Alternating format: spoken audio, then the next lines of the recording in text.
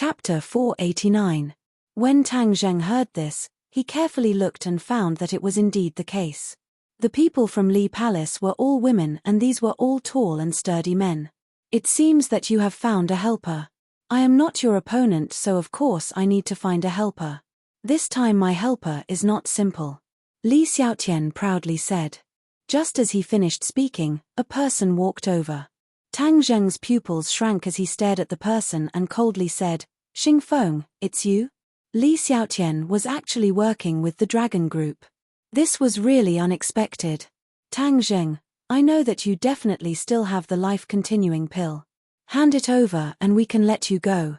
Xing Feng murderously said. You still want the life-continuing pill? Tang Zheng coldly said, you really don't want to give up.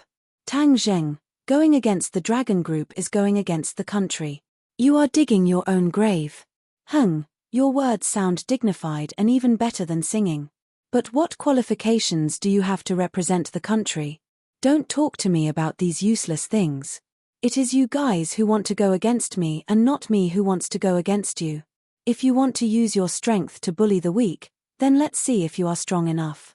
Tang Zheng said with a smile that did not reach his eyes.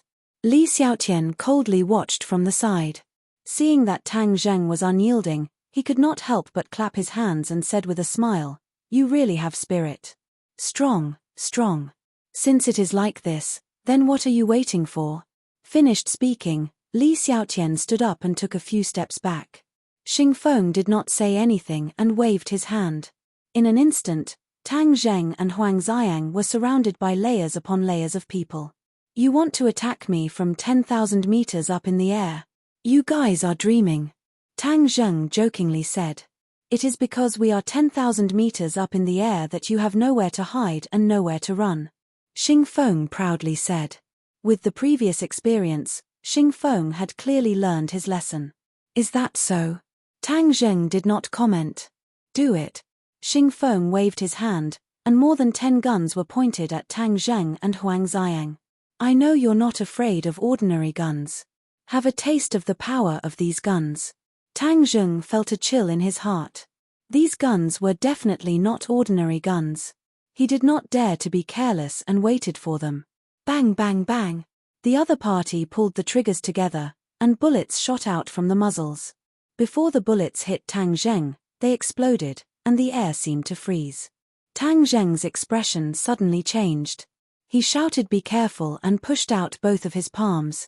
With a whoosh, a strong wind blew in their faces. Everyone felt a burning sensation on their cheeks, as if they were being burned by fire. The cold air produced by the explosion was instantly neutralized, but the other party did not stop. Instead, he continued to pull the trigger. Bullets blotted out the sky and instantly enveloped the space in front of Tang Zheng. You want to force me to submit just like that? Dream on. Sky-swallowing technique. Tang Zheng roared. He drew a circle in front of his chest with his palm, and an invisible suction force was instantly produced. It was as if a black hole had appeared in the void. The bullets that blotted out the sky disappeared without any warning. Ah! Many people cried out in alarm. Even Li Xiaotian's eyes flashed with a strange light. Now it's our turn. Do it. Before Tang Zheng finished speaking, he had already leaped out like a fierce tiger. In such a small space, although the enemy had the advantage of numbers, not everyone could use their full strength. There were only about 10 people who could face Tang Zheng face to face. Although the other party was a super soldier, there was still a large gap between their individual strength and Tang Zheng's. Therefore, under Tang Zheng's bold and fierce moves, several people had already fallen. Huang Xiang did not care. He passed by Tang Zheng and directly charged into the enemy's battle. Battle cries rose and fell, and people kept falling. Xing Feng's face was ashen. Li Xiaotian crossed his arms and urged, "Why aren't you using your killer move? If this goes on, your subordinates will be wiped out. But if I kill him like that, I won't be able to get the life-continuing pill. Then I won't be able to report to my superiors." Xing Feng hesitated. The life-continuing pill was something that his superiors wanted. If he failed again, then he really would not have the face to report to his superiors. Kill him and take his Sumeru pouch. Won't you be able to get what you want? Li Xiaotian suggested. Tang Zheng could make other things appear at any time, so he definitely had a treasure like the Sumeru pouch. This was not difficult for Li Xiaotian and Xingfeng to guess.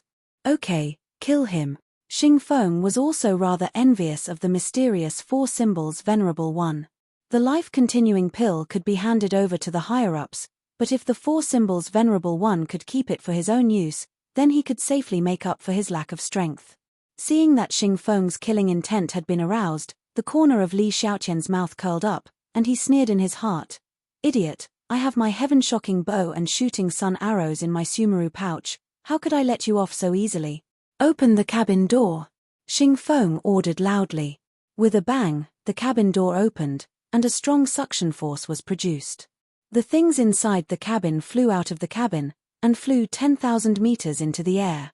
A few super warriors were also sucked out, while Tang Zheng and Huang Xiang were forced to retreat towards the cabin door. The two of them seemed to have grown roots in the cabin and did not move an inch. However, they could not resist the enemy's pressure. They approached the cabin door step by step, and the huge suction force caused their clothes to flutter, causing their faces to hurt. What are they doing? Could it be that they want to force me out of the sky and fall to my death? Tang Zheng thought suspiciously. Whiz. With a sharp sound of something tearing through the air, a rocket actually rose into the air and shot towards Tang Zheng. F***CK, what are they doing? Aren't they afraid of blowing up the plane? Aren't they afraid of death? Tang Zheng shouted crazily, but facing the continuous barrage of rockets, this was completely different from the bullets from before. In terms of explosive power, the rockets were even stronger. Bang! With a loud explosion, Tang Zheng and Huang Xiang were sent flying by the blazing heat wave, and a large hole was blown in the wall of the cabin. The alarm in the cabin rang non-stop. However, the others acted as if they did not see it. Seeing that Tang Zheng and Huang Xiang were sent flying by the wave of air, everyone immediately jumped out of the hole.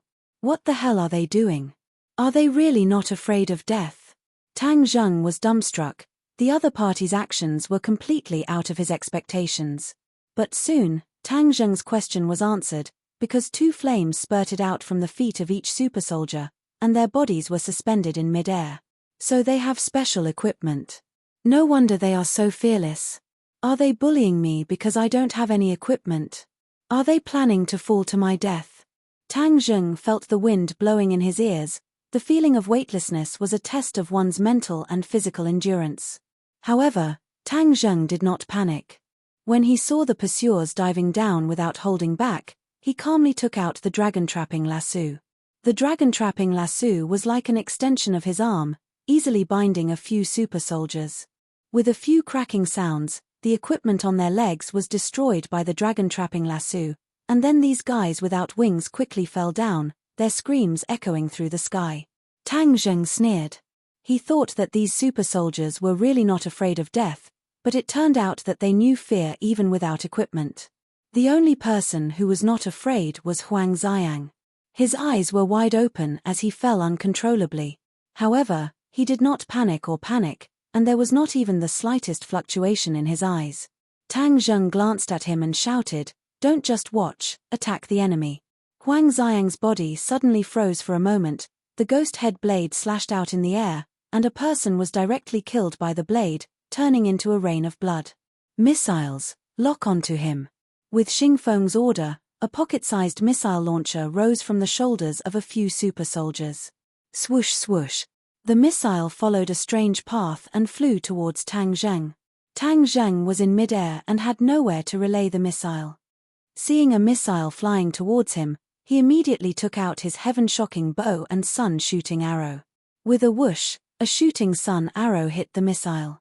Flames rose into the air, but the shooting sun arrow was not destroyed.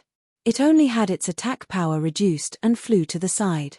Li Xiaotian, who had been watching coldly from the side, also had a full set of equipment. He quickly grabbed the sun-shooting arrow and could not hide the joy on his face. Back then, he had only managed to obtain a sun-shooting arrow from Tang Zheng's hands after racking his brains. Today, he had obtained another one. It was not in vain to cooperate with the dragon group and endure Xingfeng's bad temper. When Tang Zheng saw that a sun-shooting arrow had fallen into Li Xiaotian's hands, although he was unwilling, there was nothing he could do. Huang Xiang's method of dealing with the missile was even more efficient. He did not back down at all, and instead used his blade to deal with the missile. Bang! With an explosive sound, Huang Xiang was sent tumbling a few times by the explosion. His body was blasted open, and his clothes were tattered as fresh blood flowed out. However, he did not feel any pain at all. Instead, he roared like a madman, filled with anger. Tang Zheng, today is the day you die. Let's see how you're going to escape. Xing Feng looked down from above and roared complacently. Tang Zheng looked at the other party hatefully. They were fully prepared and purposely moved at such a high altitude, greatly limiting Tang Zheng's fighting strength. The speed at which they were falling was getting faster and faster, and they were getting closer and closer to the ground. What entered their eyes was a boundless blue sea. The reason they chose to make their move above the sea was to avoid attracting the attention of the people on the land. Although it was all water below them, the water was still fatal. Falling into the water at such a high speed, not to mention that Tang Zheng's chaotic Vajra spell had not reached large success, even if he had, falling into the water at such a high speed would still be enough to choke on. This won't do, we're definitely going to die like this. We have to think of a way. Tang Zheng was anxious, but Qiangzi was calm as his thoughts raced. However, Xing Feng obviously did not want to give the two of them the chance to think. Attacks came one after another, whether it was the cold air bullets or the missiles, they all greeted the two of them with all their might. They wanted to counterattack, but the other party relied on their equipment and dodged far away, leaving Tang Zheng helpless. The smile on Xing Feng's face grew wider and wider, while Li Xiaotian was relatively calm. She had interacted with Tang Zheng for so many days, so she understood him better. Until the last moment, she could not predict what would happen, much less determine the outcome. Chapter 490. As they approached the surface of the sea, they could already see the reflection of the sun. Venerable Four Symbols, it's up to you now. Tang Zheng gave a loud cry as the Four Symbols Senior appeared out of thin air. Tang Zheng leaped up and climbed onto the Four Symbols Senior's shoulder before drilling into the Four Symbols Senior's chest. He hurriedly controlled the Venerable Four Symbols to catch the falling Huang Xiang. At that moment, a missile hit the Venerable Four Symbols, causing sparks to erupt from its body. Many people cheered, but the cheers quickly turned into cries of surprise. Although the Venerable Four Symbols was hit by the missile, it was unharmed. Temph, I'll show you the power of the Venerable Four Symbols. With a thought from Tang Zheng, the Venerable Four Symbols waved its hand. Bang! A super soldier was sent flying by the fist and fell into the sea like a cannonball, causing a huge splash. Retreat, retreat quickly. Xing Feng knew how powerful the Venerable Four Symbols was. Seeing this, he hurriedly ordered. Everyone quickly retreated and fired at the Venerable Four Symbols. However, the Venerable Four Symbols was invulnerable and unharmed. Boom! A heaven-shaking explosion sounded out as the Four Symbols Senior fell into the sea, causing huge waves to soar into the sky. Even though Tang Zheng was inside the Four Symbols Senior's body, he was still knocked dizzy by the huge impact. Fortunately, he was not seriously injured. Squeak squeak. Xiao Bai suddenly appeared in front of Tang Zheng out of thin air. Previously, because of the flight, Tang Zheng used an illusion to temporarily cut off Xiao Bai's connection with the outside world. The outside world could not see it, and it did not know what was happening outside. Due to the violent tremors, the illusion lost its effect and Whitey was revealed. The little guy stretched its neck and looked around with its big eyes, not knowing what had happened. Tang Zheng patted its head to comfort it, then turned his attention to the outside world. The Venerable Four Symbols was a huge creature and weighed a lot. Of course, it could not swim. As soon as it entered the sea, it quickly sank. By the time the super soldiers reached the surface, the Venerable Four Symbols had completely sunk into the sea. Tang Zheng hid within the body of the Four Symbols Venerable and was completely isolated from the seawater outside. He was completely fine. Huang Xiang was also lying on the shoulder of the Four Symbols Venerable without any abnormality. Huang Xiang was Tian Chanzi's puppet. Although his appearance was still that of a human, because of his cultivation, his body was completely different from that of an ordinary human. Therefore, even if he was in the sea, he would still be fine without breathing. Moreover, the pressure from the sea wouldn't harm his body for the time being. The sea had returned to its calm state. The dragon group's equipment could only fly in the air and not dive. So, they could only watch as Tang Zheng disappeared into the sea. Xing Feng's face was ashen as he cursed, "A bunch of useless things. There are so many of you, yet you can't even deal with the two of them. What are you waiting for? Take off your equipment and dive down to take a look." A few super soldiers jumped into the water to investigate, while the others stared at the surface of the sea. The smile on Li Xiaotian's face disappeared as well. He sighed faintly and said, "It's useless. Since he disappeared from our sight, it'll be difficult for us to find him again. Humph, don't tell me he'll just stay under the water and not come out. I don't believe he'll turn into a fish in the sea." Xing Feng said unwillingly. Li Xiaotian didn't comment and said, "This time I cooperated with you because I thought the dragon group's strength was outstanding. Now it seems that my expectations were a bit too high." Xing Feng snorted and said, "Perhaps the dragon group's strength is still weak now, but in the future, the dragon group won't lose to any of the three great organizations." Li Xiaotian shrugged and said, "Then I'll wait and see. But let me remind you that Tang Zheng isn't an ordinary person. He's already escaped from your hands 3 times. The next time you want to catch him, it'll be even more difficult. You'll have to find another way." "What do you mean?" "It's very simple to deal with a person. As long as you find his weak spot, you can make him surrender without resistance. He'll do whatever you want him to do." Li Xiaotian said with a smile, but his eyes were like a poisonous snake, causing others to tremble in fear. Xing Feng didn't feel any fear. On the contrary, his interest was piqued and he said, "I'd like to hear the details." Li Xiaotian was just about to speak when he saw a few people rushing out of the water. Then, they fell from the sky and fiercely crashed into the water. "Attention!" Xing Feng only had time to warn before he saw a huge monster rushing out of the water. It jumped out of the water and with a sweep of its long arm, it directly attacked the super soldiers. On the shoulder of this huge monster were 2 fellows, one big and one small. The big fellow was Huang Xiang. His whole body was drenched as he raised the demon head blade with water droplets on it and slashed down. The small fellow was Xiao Bai. He opened his mouth and flames filled the sky. It was as if the sky had been lit up, and the super soldiers were immediately set on fire. Bang! Bang! Bang! Bullets and missiles quickly greeted the 4 symbols venerable. However, the 4 symbols venerable's momentum had already been exhausted. He fell into the water and disappeared without a trace. The few super soldiers who were hit fell into the water one after another, losing their ability to fight. Xing Feng clenched his fists so hard that the veins on his forehead popped out. He gritted his teeth and roared, "Damn it!" He didn't escape but launched a counterattack instead. For such a huge monster to be able to counterattack in the sea, it's really strange. Li Xiaotian didn't say a word. He carefully observed the sea below and suddenly said, "This part of the sea is very shallow. That's why the 4 symbols venerable leaped out of the water with the help of a huge rebound force." Xing Feng was shocked and asked, "That means he can attack again?" "Yes." Li Xiaotian nodded. As if to prove her words, the 4 symbols venerable leaped out of the water with a loud sound and launched an attack on the other super soldiers.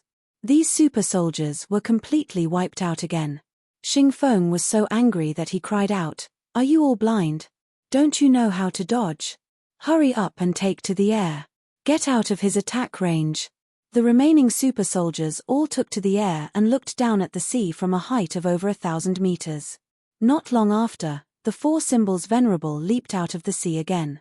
However, this time, because the enemy was too far away, he returned without any success.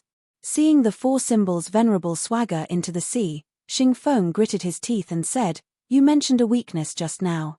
What's Tang Zheng's weakness?" Li Xiaotian smiled mysteriously and said, "He's been an orphan since he was young. He's been relying on a grandfather who adopted him. This grandfather of his is his lifeblood. As long as you catch him, Tang Zheng will be at your mercy." Xing Feng was overjoyed. Why didn't he think of this? He had only thought of dealing with Tang Zheng himself and neglected other methods. This was a way to get things done once and for all. Moreover, catching an old man would be as easy as flipping his hand. It was really too easy. Li Xiaotian smiled as he looked at Xingfeng, who readily accepted this suggestion. His eyes narrowed into slits as he thought proudly, "Xingfeng, do you really think I'm giving you advice? Hehe, you're really too naive." Li Xiaotian's gaze turned cold, but Xingfeng was immersed in joy and didn't notice. Tang Dahai is Tang Zheng's reverse scale. If you dare to touch him, Tang Zheng will fight you at all costs. At that time, I'll see how long your dragon group can last. The government wants to use the dragon group to check and balance our three major organizations. Their thinking is too simple. We can't directly interfere with the dragon group's matters, but we don't mind finding some trouble for you. If Xingfeng knew what she was thinking at this moment, he would definitely give her the title of two-faced woman. Her schemes were too deep, and the slightest bit of carelessness would cause him to fall into her trap. Xingfeng didn't know this, so he didn't realize that he had fallen into Li Xiaotian's trap. He couldn't wait to capture Tang Zheng and force him to hand over the life-continuing pill. No, not only the life-continuing pill, Xingfeng wanted all of his treasures. Retreat. With Xingfeng's order, he took the lead and flew towards land. Li Xiaotian deeply looked at the calm sea and muttered to herself, "He's not accompanying his family at home during the winter break. What is he doing in the southern sea?" She couldn't figure out the reason no matter how hard she racked her brains. She couldn't continue to guard here because it would be useless. With the protection of the four symbols venerables, Tang Zheng could completely dive under the sea. Her guess wasn't wrong. When Tang Zheng confirmed that the enemy had retreated, he didn't jump out of the water, but instead dived a few hundred meters under the sea. It was true that the four symbols venerables were huge creatures, but in the vast sea, they were insignificant. Diving under the sea wouldn't cause any big movements. The pressure of the several hundred meters under the sea was huge, but it didn't affect the four symbols venerables and Huang Xiang much. Another matter also shocked Tang Zheng. Xiao Bai's swimming ability was actually very good. It was as free as a small fish. Its four claws were constantly paddling the sea, and its speed wasn't slow either. Furthermore, it could also withstand the pressure of the several hundred meters under the sea.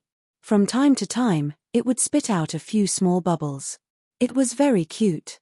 The Dragon Palace was located very far from the coastline. Tang Zheng was still quite a distance away. He dived under the sea, and the sea was getting deeper and deeper. Gradually, it was over 1,000 meters under the sea. The four symbols venerables and Xiao Bai were still safe and sound, but Huang Xiang couldn't take it anymore. He kept spitting out bubbles, and his movements became stiff and slow. Although Huang Xiang's body was strong, the pressure at the bottom of the sea was too great. He couldn't take it anymore. "This won't do. I still have to go to the surface." Tang Zheng didn't know how long he had dived for, nor did he know where he was. Therefore, he had no choice but to go to the surface. Bang! The four symbols venerables stomped on the seabed, and the seawater immediately turned turbid. Then, the four symbols venerables charged up like a cannonball. This was already the deep sea, and there were many large fish. Tang Zheng even saw himself flash past a whale. The whale was so frightened that it hurriedly swayed its tail to avoid the huge creature. The other small fish and shrimps were as if they were facing a great enemy. They were almost scared out of their wits. Just as he was about to burst out of the water, Tang Zheng put the four symbols venerables back into his sumeru pouch. Then, he surfaced with Huang Xiang and Xiao Bai. Chapter 491. There were no clouds in the sky, a pure white sailboat was floating in the vast sea, and a person was lying on the deck. Tang Zheng and Huang Xiang came out of the water and made a lot of noise. They immediately woke up the person lying on the deck sunbathing. She immediately stood up and looked at the strangers who suddenly appeared in surprise. She covered her cherry mouth in surprise. But she quickly reacted and waved to Tang Zheng. Then, with a beautiful diving posture, she jumped directly from the deck into the sea and swam quickly towards Tang Zheng like a mermaid. Tang Zheng looked at this scene with his mouth agape. This was really beyond his expectations. When he saw the mermaid getting closer and closer, he also came back to his senses, but he did not act rashly. Instead, he looked at the mermaid who was getting closer and closer. The mermaid took a deep breath and finally stopped hitting the water and stopped in front of Tang Zheng.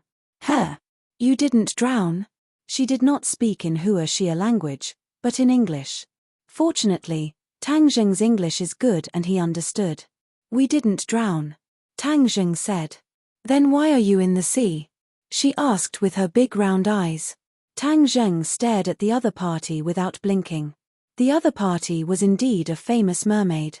In fact, she was really beautiful. She was a Westerner, tall, with deep eyes, especially her hair and skin that were wet by the sea, glowing with a crystal luster, and her big eyes seemed to be able to speak, blinking. More importantly, she was wearing bikinis. Her exquisite and graceful figure was revealed without a doubt. Every inch of her body was just right. Especially the surging waves on her chest, they were constantly swaying as they were hit by the waves, causing ripples in one's heart. Tang Zheng quickly calmed his mind and looked at the other party curiously, then glanced at the sailboat not far away. Although he didn't know much about sailboats, it seemed that this sailboat was also very valuable, which meant that the other party's identity was not ordinary. In addition, what made Tang Zheng like her even more was that she did not hesitate to jump into the water to rescue them. As a beauty, it was not easy to have this kind of courage and kindness. We are fishermen. We went out to sea to catch fish, but we were careless and our boat was destroyed by the waves. After that, we drifted on the sea. Fortunately, we met you. Otherwise, we would have been buried in the sea. Tang Zheng made up a story and said with great emotion. Surprisingly, the mermaid did not suspect anything. Instead, she said sympathetically, "Then you are really pitiful. Fortunately, I met you. This means that your bad luck has come to an end. Thank you for saving my life." Tang Zheng said gratefully. "Don't say too much. Let's get on the boat," the mermaid said. The few of them swam back to the boat. Tang Zheng glanced around and did not see anyone else. This mermaid was very bold. She was not afraid that they were bad people and directly picked them up on the boat. She was not vigilant at all. He did not know what she was doing drifting on the sea. The mermaid carefully looked at the two of them and muttered in her heart. These two did not seem like fishermen. However, she did not delve into it because her attention was quickly attracted by Xiao Bai. The little guy was standing on the deck and shaking off the water. He was pouting his little pink mouth and was quite cute. The mermaid's eyes lit up and she cheered, "Wow, what a cute little animal." Xiao Bai looked up and pouted at her. He jumped onto Tang Zheng's shoulder and grabbed Tang Zheng's wet hair. He looked at the mermaid curiously. "What kind of animal is this? How come I've never seen it before?" she asked in surprise.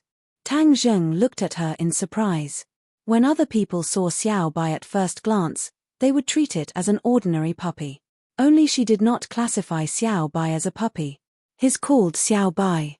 He's my pet." Tang Zheng did not answer Xiao Bai's type. The mermaid nodded but did not ask further. Because with her family's upbringing, it was very rude to ask further. "How cute. Looking at your appearance, are you from an island nation?" the mermaid asked. This was a common phenomenon. In the eyes of these Westerners, when they saw people with Eastern faces, they would first think of people from an island nation. They would not think of them as people of the great Hua Xia. It had to be said that this was a great irony. "We are from Hua Xia," Tang Zheng corrected. The mermaid was startled and quickly apologized. "I'm really sorry." "It's okay. Hua Xia is a country with a long history of civilization. I've always been looking forward to it," the mermaid said in the purest Hua Xia language. Tang Zheng was stunned. Did he hear wrong? She actually spoke Hua Xia language, and it was very standard. She was definitely a person who had received the most professional training. Looking at Tang Zheng's expression, the corners of her mouth rose slightly and said, "I have a talent for languages, so I learned a few more." Tang Zheng sighed, "Amazing. I haven't asked your name yet. You can call me Anne." "What about you?" "My name is Tang Zheng. His Huang Ziyang. Nice to meet you." Anne smiled. The light of the sun in the sky seemed to be covered by her smile. Your fishing boat was destroyed by the waves. Where are you going now? Back to Huashia? And asked. Where are you going? I'm going to the southernmost part of the ocean. Tang Zheng's heart skipped a beat. The Dragon Palace was still further south. It was on the way, so he said, we're not going back home. I have friends fishing further south. We're going to meet them there.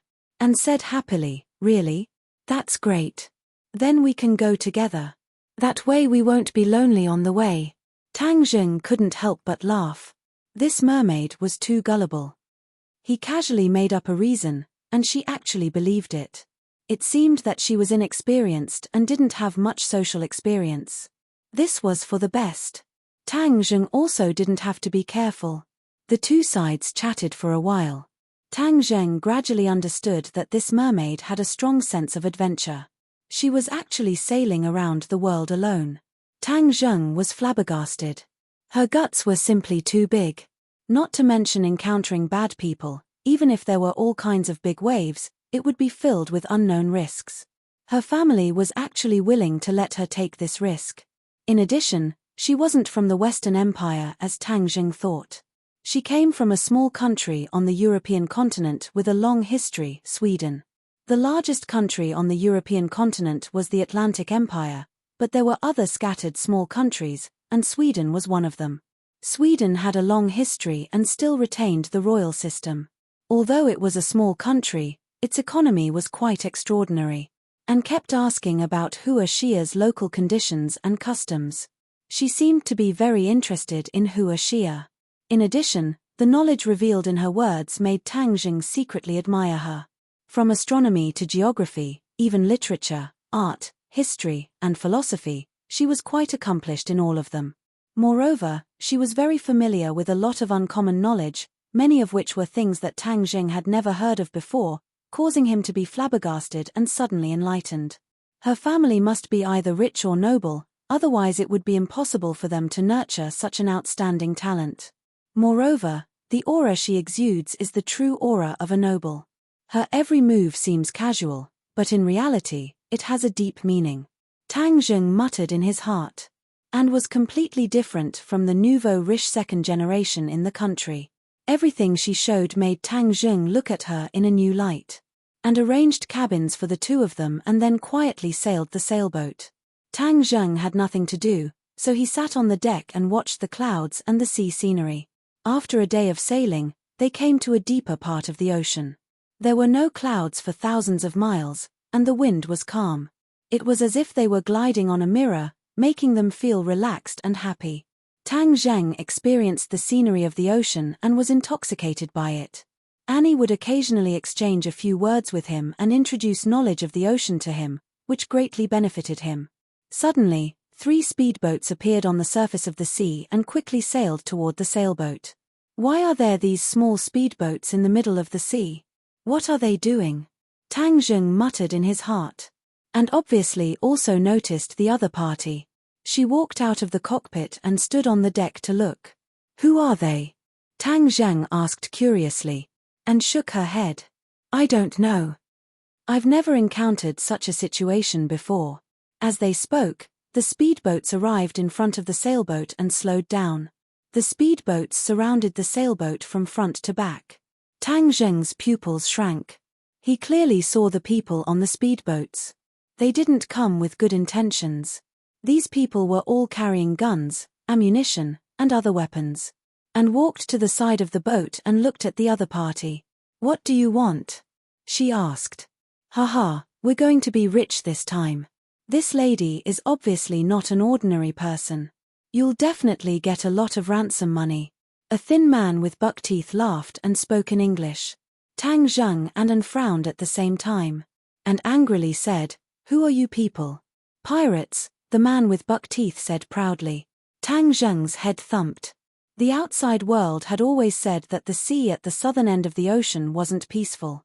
There were many pirates, big and small, who specialized in robbery and kidnapping. Tang Zheng had always lived on the mainland and didn't have a direct impression of these things. It was really too much of a coincidence to be able to meet them this time. He wasn't afraid. Instead, he was eager to give it a try. He looked at the pirates with interest. There were more than 10 pirates in total. Each of them was carrying a rifle or a pistol. One of them even had a rocket launcher on his shoulder. Their firepower wasn't weak and was more than enough to deal with ordinary people. No wonder they were able to succeed so many times. And didn't panic when she heard the other party's identity. Instead, she was calm and said righteously, "Being a pirate is against the law. Repent and be saved. Turning over a new leaf is the right path. Repent and be saved. Turning over a new leaf." Ha ha ha. The pirate laughed wildly as if he had heard the funniest joke. Suddenly, the buck-teeth smile disappeared, and he said with a murderous look, "Arrest them all for me. This time we've kidnapped a big one. After this one is done, we can rest for a while." Chapter 492. It was Tang Zheng's first time seeing pirates, so he wasn't afraid. Instead, he was a little curious. Looking at Anne's attitude, he felt that she was a little silly and cute. It was a waste of saliva to talk with these useless people. The pirates were holding rifles, and the muzzles were waving around. It was obvious that they were a motley crew. Tang Zheng wasn't even interested in making a move. Instead, he wanted to see what the other party was going to do. "This person is scared silly. Ha ha, useless man." The pirate smirked. And didn't expect the 2 fishermen to resist. Seeing the pirate pouncing towards her, she reached her hand to her thigh and pulled out a pocket pistol. She pointed it at the pirate and shouted, "Don't move, or I'll shoot." "Ha ha, you want to scare us with a toy gun?" The pirate wasn't afraid at all. Instead, the buck-toothed pirate swaggered towards Anne. "I'm really going to shoot." Anne's body trembled. Bang! The gunshot shocked everyone. The pirate almost pulled the trigger and shot at them, but he restrained himself in the end. This was because Annie's shot did not hit anyone, and the bullet was thousands of miles off target. Ha ha ha! Buck-toothed laughed wildly. "You dare to shoot with this kind of marksmanship? Brother will teach you how to play with a gun." Scent. Buck-toothed grabbed the pistol and threw it into the sea. He pointed the rifle muzzle at Anne and shouted angrily, "See, this is a gun. A man's gun. Hee, I'll let you see a man's other, more powerful gun in a moment." When the other pirates heard this, they laughed even more unscrupulously. Their eyes kept sizing up Anne. Anne's heart trembled. She quickly hugged her chest, but it didn't have the slightest power.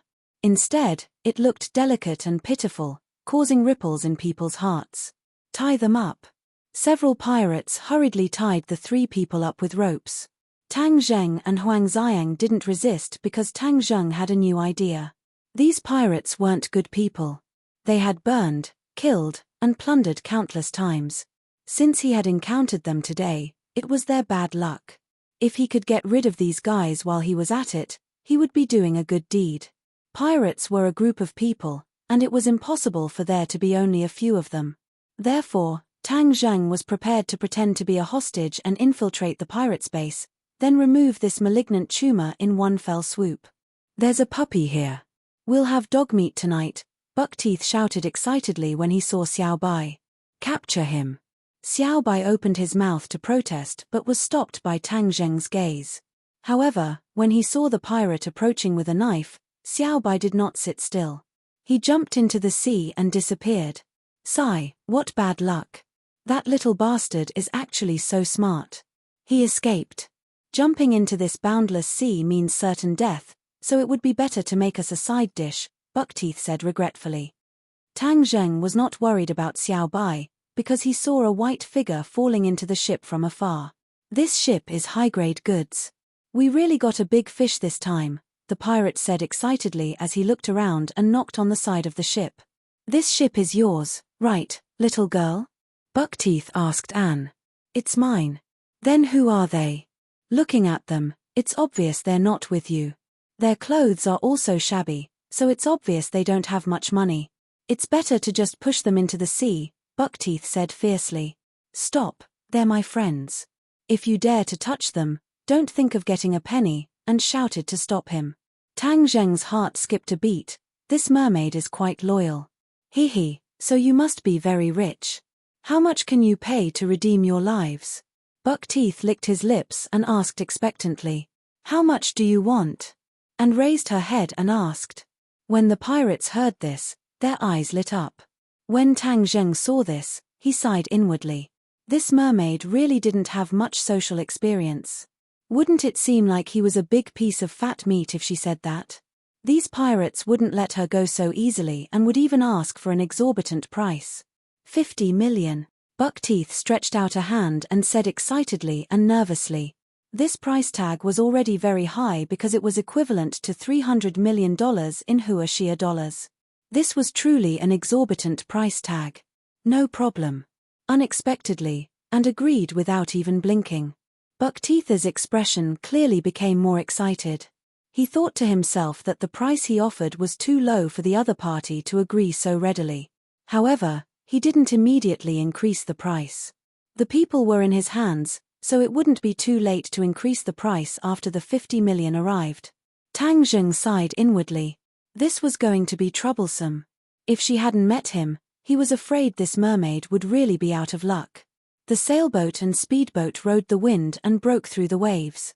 After a long time, they finally saw a small island. Looking from afar, the island was filled with rugged rocks and looked quite imposing.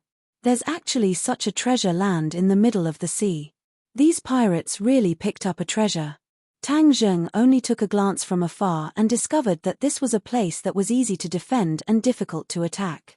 The entrance to the island was a narrow waterway that was difficult for large ships to pass through. Only speedboats and small boats could pass through. Moreover, this waterway was flanked on both sides by sheer cliffs. Tang Zheng also saw scattered figures on the cliffs, who were obviously pirates. The defense is tight. No wonder these pirates are so arrogant. However, technology is so advanced now, and these pirates are so rampant. Aren't they afraid of being attacked by various countries? Tang Zheng muttered in his mind. Although pirates were powerful, they were still like clay chickens and pottery dogs when faced with ordinary people, real state machinery, and an attack from the military. They couldn't withstand a single blow. Tang Zheng couldn't figure it out, so he decided to wait and see. Moreover, this place was already very close to the Dragon Palace, so he didn't mind staying for a few more days. Haha, Buckteeth, the Sea King will definitely be very happy with such a big harvest this time. A pirate shouted excitedly when he saw Buckteeth return with 3 hostage, especially the radiant Anne. Buckteeth's face flushed red as he chuckled. This is my good luck. Let me tell you, this little girl is willing to pay 50 million for safety. 50 million. The other pirates opened their mouths wide.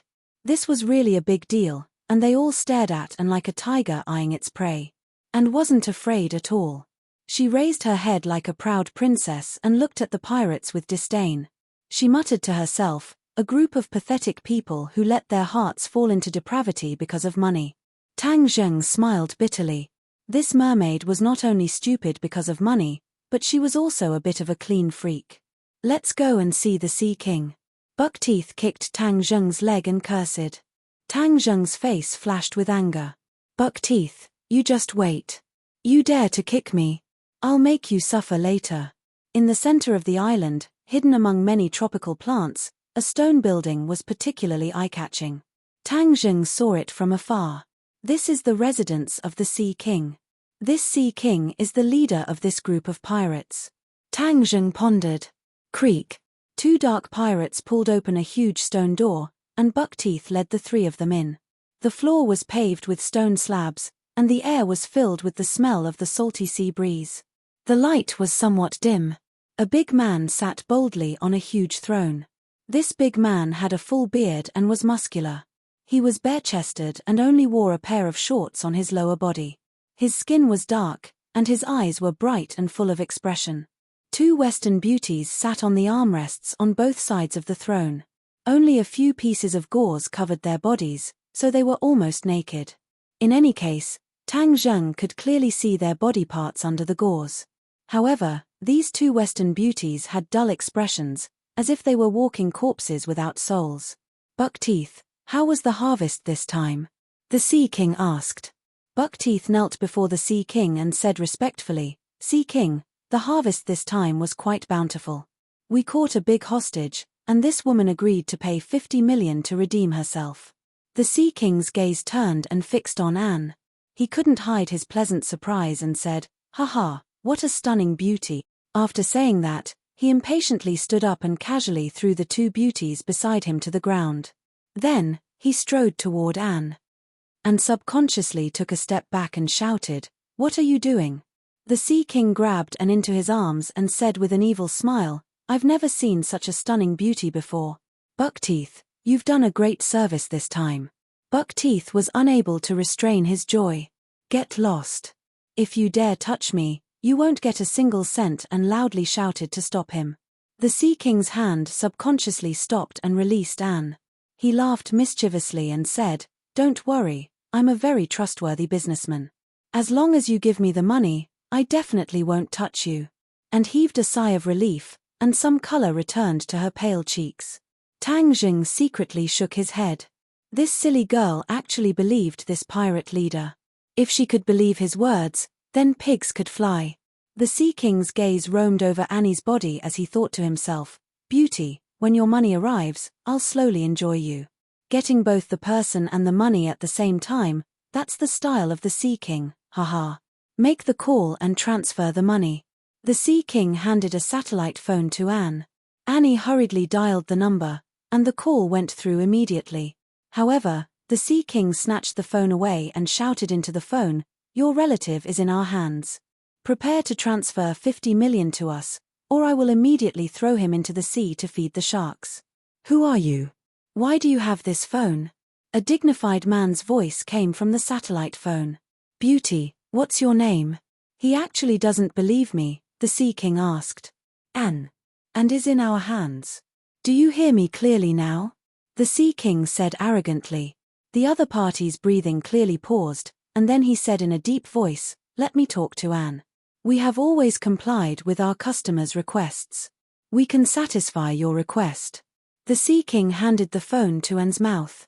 "Father," and called out, "And, don't worry. We'll definitely get you out." The Sea King immediately took the phone back and said, "Now you know that I didn't lie to you. Transfer the money to this account immediately.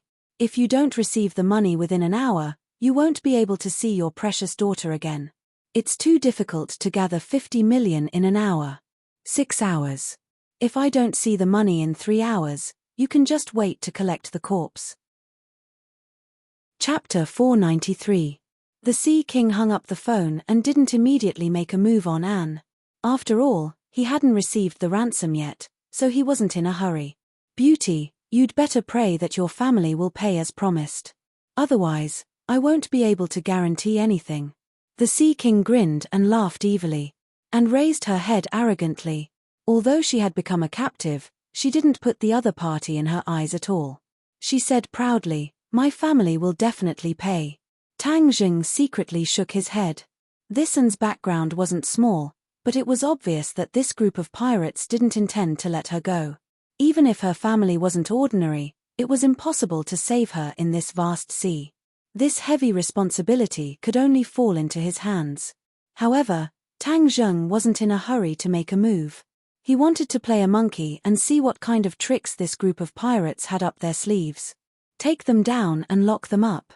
The Sea King resisted the desire in his heart and waved his hand, deciding that what he didn't see wouldn't bother him. Buckteeth hurriedly pushed the 3 people away with a malicious smile and walked toward the back mountain of the island. After a while, they stopped in front of a cave. 2 pirates were guarding the entrance with guns. When they saw Buckteeth walking over, they hurriedly bowed and greeted him. It seemed that Buckteeth's position among the pirates wasn't low. He was a leader. "Go in," Buckteeth said and pushed Tang Jing with all his might. They walked into the cave, which was even more humid and had a rancid smell, and hurriedly covered her nose, frowned, and cried out, "Why is it so smelly? Haha, you're hostages. Do you still want to be picky? Hurry up and go," Buckteeth said sarcastically. Tang Jing and Huang Xiang didn't care, but Anne looked pained. It was as if she was suffering more than being killed. Ah, she really is a delicate young lady from a rich family. Instead of paying attention to the danger, She's so concerned about these minor details. Tang Zheng shook his head. He really couldn't understand the mermaid's brain circuit. Bang! The three people were locked in the outermost cell. The cell door, which was made of wooden sticks as thick as an arm, was tightly shut. Let's wait patiently. We'll see in 3 hours, Buckteeth lingered on Anne's body as if he wanted to see through her clothes. Seeing Buckteeth swagger in, Anne gradually adapted to the smell and slowly let go of him. Seeing that Tang Zheng didn't say a word, she thought he was scared and hurriedly comforted him. Don't worry. When my family gives them the money, they'll let us go. We'll be safe. Tang Zheng didn't know whether to laugh or cry. He didn't know where her confidence came from. Didn't she know that some people could lie? Thank you, Tang Zheng said casually. These pirates are too abominable. They must have done a lot of bad things. Once we leave, I'll definitely send people to capture them all. Anne bit her lips and spoke ruthlessly. Fart. Before Tang Zheng could respond, a soft snicker rang out. Tang Zheng and Anne were startled and looked at each other suspiciously. Anne quickly asked, "Who's laughing?" "I'm laughing at your shameless boasting and overestimating yourselves." The voice rang out again. Tang Zheng looked in the direction of the voice and saw that it came from a cell diagonally across from them. But the light in the other cell was dim, and he couldn't see the scene inside. "Why do you say I'm shameless boasting? I'm not lying." And argued. "You're just a woman, yet you dare to talk nonsense about capturing this group of pirates. If this isn't shameless boasting, what is it?" The other person retorted. Anne's face gradually turned red as she asked, "Who are you? Why are you speaking for the pirates and boosting their morale while diminishing your own?" "I wanted to capture the pirates, but I didn't expect to become a prisoner," the person said self-deprecatingly, full of disappointment. "Ah, so you're an enemy of the pirates. Then who are you?" "International Peacekeeping Force." The man hesitated for a moment and said. Tang Zheng and Anne were stunned for a moment. Peacekeeping force? They often heard this word. This kind of force mostly appeared in various international conflicts or other dangerous places. How could it appear in this pirate's lair? As if understanding the doubts of the two, the other person said, "The United Nations has been paying attention to this group of pirates for a long time. This time, they sent a large number of elites to capture them in one fell swoop." He stopped and didn't continue. Obviously, this operation was a complete failure, so he was embarrassed to speak. Thinking about it, it was also very reasonable. Even the peacekeeping force had failed, but Anne said that she wanted to capture all the pirates. This was indeed a bit of shameless boasting. Tang Zheng didn't expect this group of pirates to be so notorious that even the peacekeeping force was alarmed. This made him even more determined to get rid of this group of pirates. However, he was also very curious. The combat power of the peacekeeping force should be more than a level higher than this group of motley crew. Why did they mobilize so many people to crusade against them fail? Obviously, and also had this question in her heart, so she asked directly. The other person was silent for a moment, sighed, and said dejectedly, "Originally, we were well prepared. Everyone was very confident in the air and sea attack. But I don't know why, in the blink of an eye, all our mechanical equipment failed. The plane crashed, the ship broke down, and we became live targets. We were shot down and sunk." Recalling that scene, he still had some lingering fear in his heart, because all of this had far exceeded his imagination. Everything had happened too quickly, and all of his comrades had been sacrificed. In the end, he was the only one left in the army of hundreds. He was prepared to give himself a glory bomb, but he didn't have time and was directly captured. Anne's eyes widened in disbelief. As if listening to a book, she subconsciously shook her head and said, "You're making up a story." Hee. The other person laughed self-deprecatingly. "I also hope that all of this is a story I made up, so that my comrades can come back to life." Anne looked sad and didn't say more. It seemed that the other person wasn't making up a story, but what he said was a fantasy. She definitely wouldn't believe it. But when Tang Zheng heard this, his pupils involuntarily shrank. He asked, "Could it be that the pirates have some kind of high-tech weapon?" "Impossible." The other person denied it immediately. There is no such high-tech weapon in this world because this kind of weapon is too heaven-defying. It's impossible for it to exist. Tang Zheng thought about it and found that it was true. If there really was a high-tech weapon that could stop all the planes and warships, then the country with such a weapon would definitely become the master of this world. It was like he had the sharpest spear and the strongest shield. He was the only one who could attack others. If the enemy wanted to deal with him, it was simply a fool's dream. Tang Zheng muttered in his heart. If this wasn't a high-tech weapon, then what could it be? He couldn't figure it out no matter how much he thought about it. The other person seemed to be tired of talking. No matter how Tang Zheng and asked, he didn't say anything. The cave fell into a dead silence. Although Anne's face turned a little pale, she still comforted Tang Zheng softly. You have to have confidence. We will definitely regain our freedom. Tang Zheng smiled. I have confidence. Annie smiled, thinking that it was her consolation that worked. She began to chat with Tang Zheng, not feeling the slightest bit of self-consciousness as a captive. After a long time, Buckteeth strode in with a few pirates and fiercely grabbed the person in the cell. Tang Zheng and Anne finally saw the other person clearly. He was a tall white man with injuries on his body. He wasn't in good spirits, but there was a trace of determination and unyielding between his brows. What are you doing? And immediately questioned loudly when she saw the situation. Haha, beauty, you really have a merciful heart. You can't even protect yourself, but you still have the leisure to care about others, Buckteeth said with a smirk. Hurry up and let him go. Look at how injured he is. Don't tell me you still won't let him go. Do you still have any humanity? Anne's question was powerful and awe-inspiring. We're freeing him, and we're giving him a final performance in front of a global audience. After today, he's going to be the most famous star in the world. We're helping him, you know? Buckteeth argued irrationally, and froze for a moment and didn't immediately understand the meaning of the other party's words. However, Tang Zheng immediately understood. The pirates were going to broadcast the killing of the peacekeeping soldier live worldwide. This kind of thing was very proficient in using by various terrorist organizations. This was to increase the deterrence and make everyone afraid of them. There was no doubt that a global broadcast of killing a peacekeeping soldier was more powerful and could achieve better results than killing an ordinary person. This group of pirates is no different from a terrorist organization. They have no humanity at all. Tang Zheng silently criticized. This kind of live broadcast was not only a nightmare for ordinary people, but also for the families of the killed. How cruel was it? The peacekeeping soldier also understood what fate was waiting for him. A trace of pain flashed across his face as he proudly said, "What's so terrible about death? When I carried out this mission, I already disregarded life and death. I believe that in the future, what awaits you will be a double trial of morality and law. In the end, your end will come." Buckteeth flew into a rage and kicked the other party over. He cursed, "You want to judge us? Dream on. But today is your end.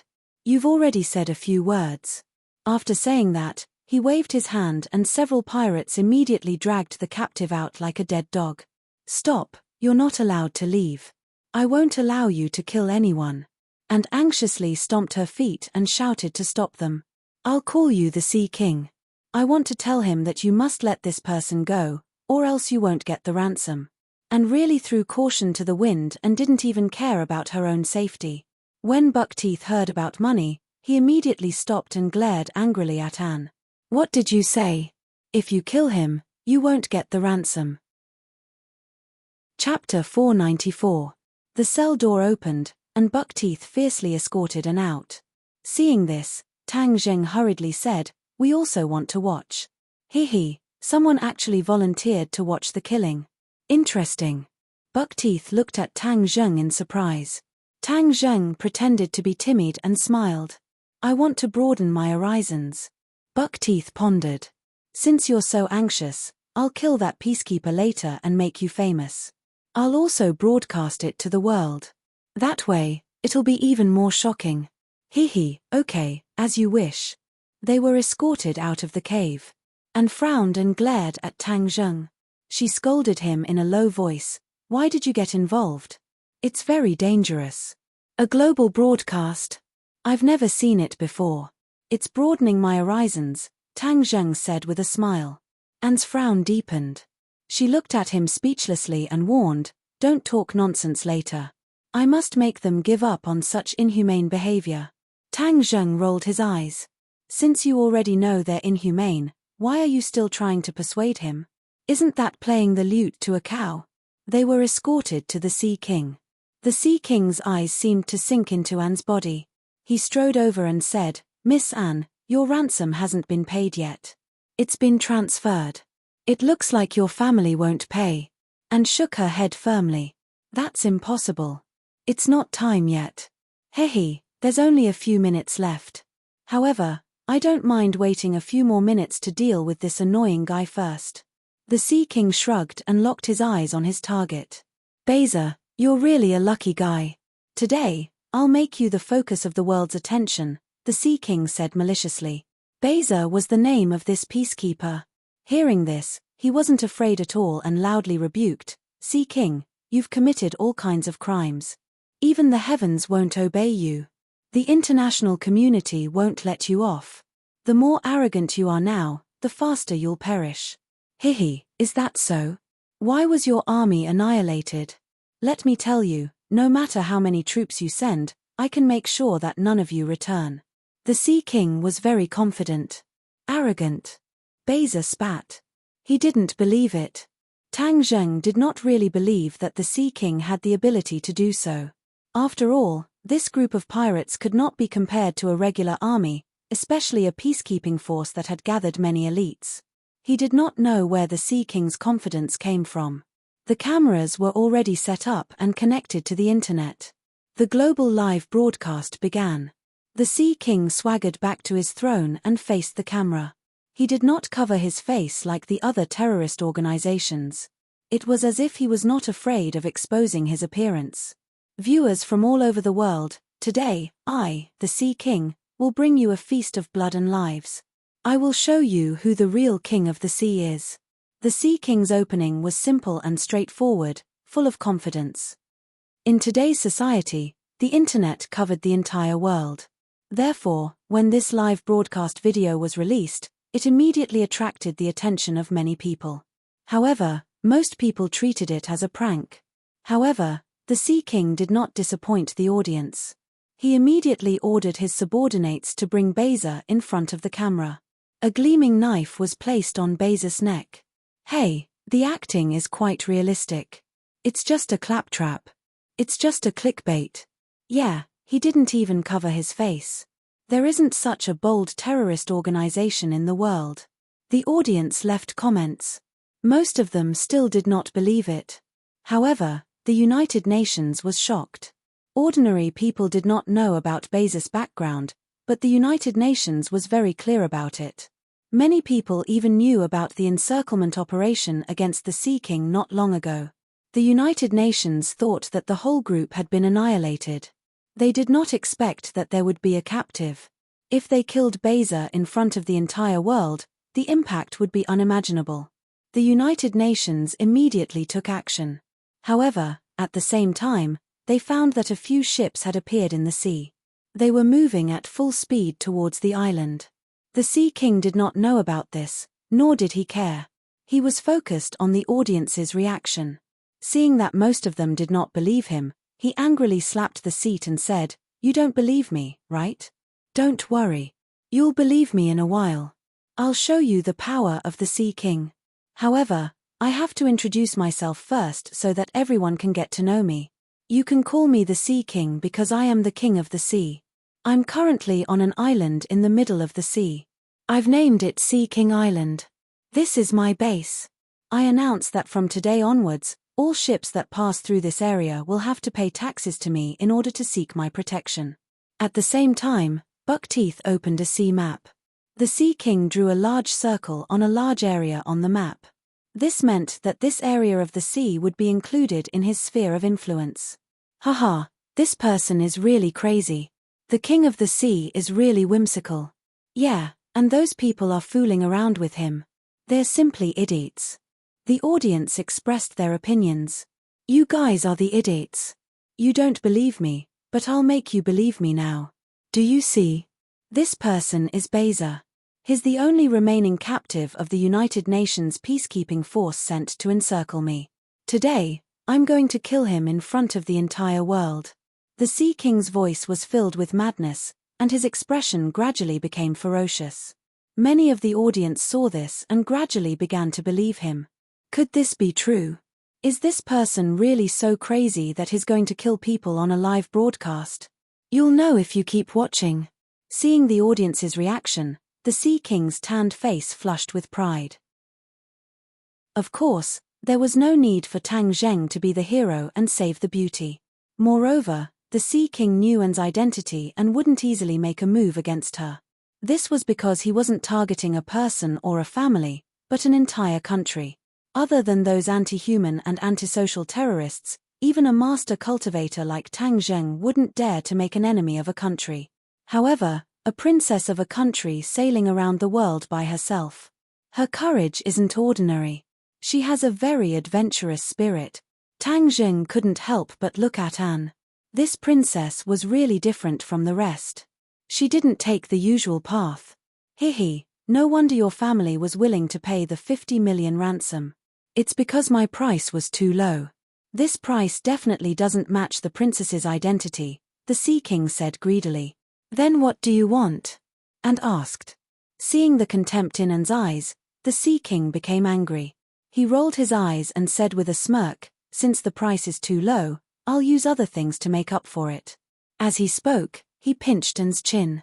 Her fair skin immediately flushed red. She angrily said, "Let go of me." Chapter 495. As soon as he said that, it was truly shocking. The audience all over the world was stunned and their jaws almost dropped to the ground.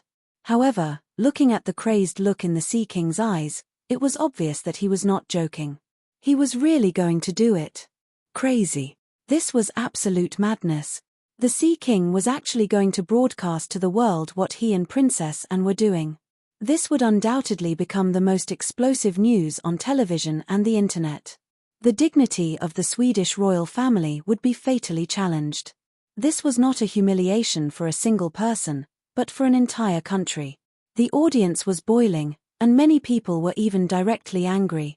Princess Anne was so beautiful that it was blasphemous to look at her for an extra second. However, the Sea King was actually going to do it in front of the entire world. He was simply insane and inhumane. Of course, there was no lack of busybodies running around to spread the news and call their friends to watch this shocking farce. The audience's comments below the live broadcast were already boiling. Millions of comments flooded the internet like a flood. As the person involved, Anne's mind went blank for a moment. She thought that she had misheard. From the moment she was born, she was destined to be extraordinary. Everyone adored and respected her. No one dared to be so rude to her. She was really angry. Since young, she had been educated by the royal family and rarely got angry. She was also good at hiding her temper. However, at this moment, she finally exploded. She gritted her teeth and said, "Shameless." These two words were extremely harsh to her. In her education, there was no such thing as a shrew swearing on the streets. This was the limit of what she could think of. However, to the Sea King, this was like scratching an itch through his boot. It was not lethal at all. Instead, it aroused his interest, and he chuckled. In a moment, I'll let you know who's the real shameless one. I'll let you experience what pleasure is in front of the entire world. I'll make you submit to me. The Sea King was extremely excited. Every cell in his body was cheering. He had not decided to do this on a whim. He had thought it through carefully. He was not afraid of Sweden's revenge at all. Moreover, the reputation of kidnapping a princess and sleeping with a princess could not be compared at all. As long as he slept with the princess, his reputation would become the #1 man in the world. Those celebrities were not even worthy of carrying his shoes. This was the effect he wanted. He wanted people all over the world to know him, fear him, and intimidate them so that they would not dare to go against his decision. Hearing such shameless words, Anne was furious. Her face revealed a determined expression as she said, "Even if I die, I won't let you have your way." You're in my hands. You can't die even if you want to.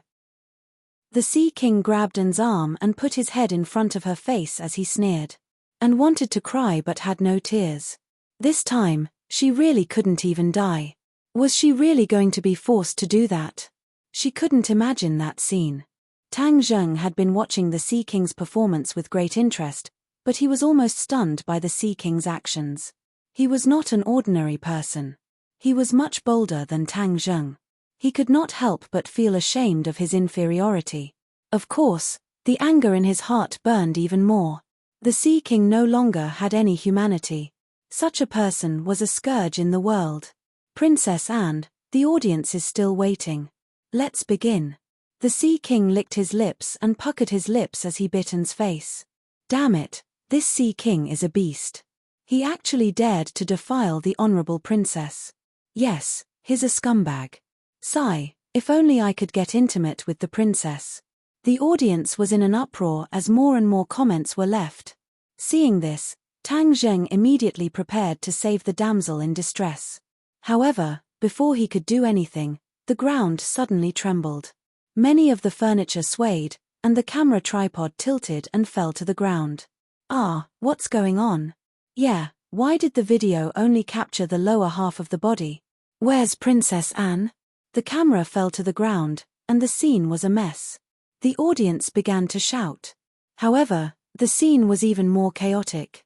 Before the Sea King could bite Anne's cheek, his feet were shaken and he almost fell. The other pirates were in a complete mess as they cursed incessantly. Tang Zheng hesitated for a moment. Could it be an earthquake? Earthquakes often occurred in the sea, and they were even more terrifying than those on land. However, the Sea King wasn't too alarmed. He quickly calmed down and angrily said, "Someone attacked my Sea King's saber. They're courting death. I'll deal with them first before continuing this show. Buckteeth, keep an eye on them." Then, the Sea King strode out, and the other pirates followed him. Buckteeth held his rifle and aimed it at the few of them. He smiled maliciously and said, "Don't worry, everyone. The show will continue in a bit, and will definitely feast everyone's eyes." As he spoke, he licked his lips and thought to himself, "When the Sea King is done playing with Princess Anne, I wonder if I can enjoy her as well. This is really a blessing that I've cultivated in my previous life." Princess Anne felt as if she had just walked through the gates of hell. She heaved a huge sigh of relief and kept patting her chest. Her thin clothes billowed and were particularly eye-catching. Tang Zheng had originally been prepared to attack, but something unexpected happened and he was distracted. He stretched his neck and looked outside, but he couldn't see anything specific. Princess Anne and Beza also looked up at the same time. Their expressions were quite anxious, and they guessed that if it wasn't an earthquake, then it was possible that the rescue team had arrived. Buckteeth saw their expressions and curled his lips in disdain. "Don't get your hopes up. These people who came to save you will never return. They're no match for the Sea King." And retorted, "You're boasting shamelessly." Buckteeth said, "If you don't believe me, you can ask this Beza how he was captured. His entire army was wiped out, and that's proof. The Sea King is the king of the ocean. As long as it's on this island, no one is his match." Buckteeth had great confidence in the Sea King. Beza frowned and said, "Don't be arrogant. You kidnapped Princess Anne this time. Not only the peacekeeping force, but even the Swedish royal family won't let you go. This time, there will definitely be a large army pressing on the border. Your end is here. We'll see in a moment." Buckteeth's confidence didn't waver in the slightest. Tang Zheng looked at Buckteeth thoughtfully. For a desperado to trust another person so much, it could only mean one thing: the Sea King was really powerful. But what made Tang Zheng suspicious was that the Sea King wasn't a martial artist, and he definitely wasn't a cultivator. This made Tang Zheng puzzled as to why the other party had such strong confidence. Where did this confidence come from? Boom, boom, boom. Loud noises came from outside, and battle cries rose and fell one after another.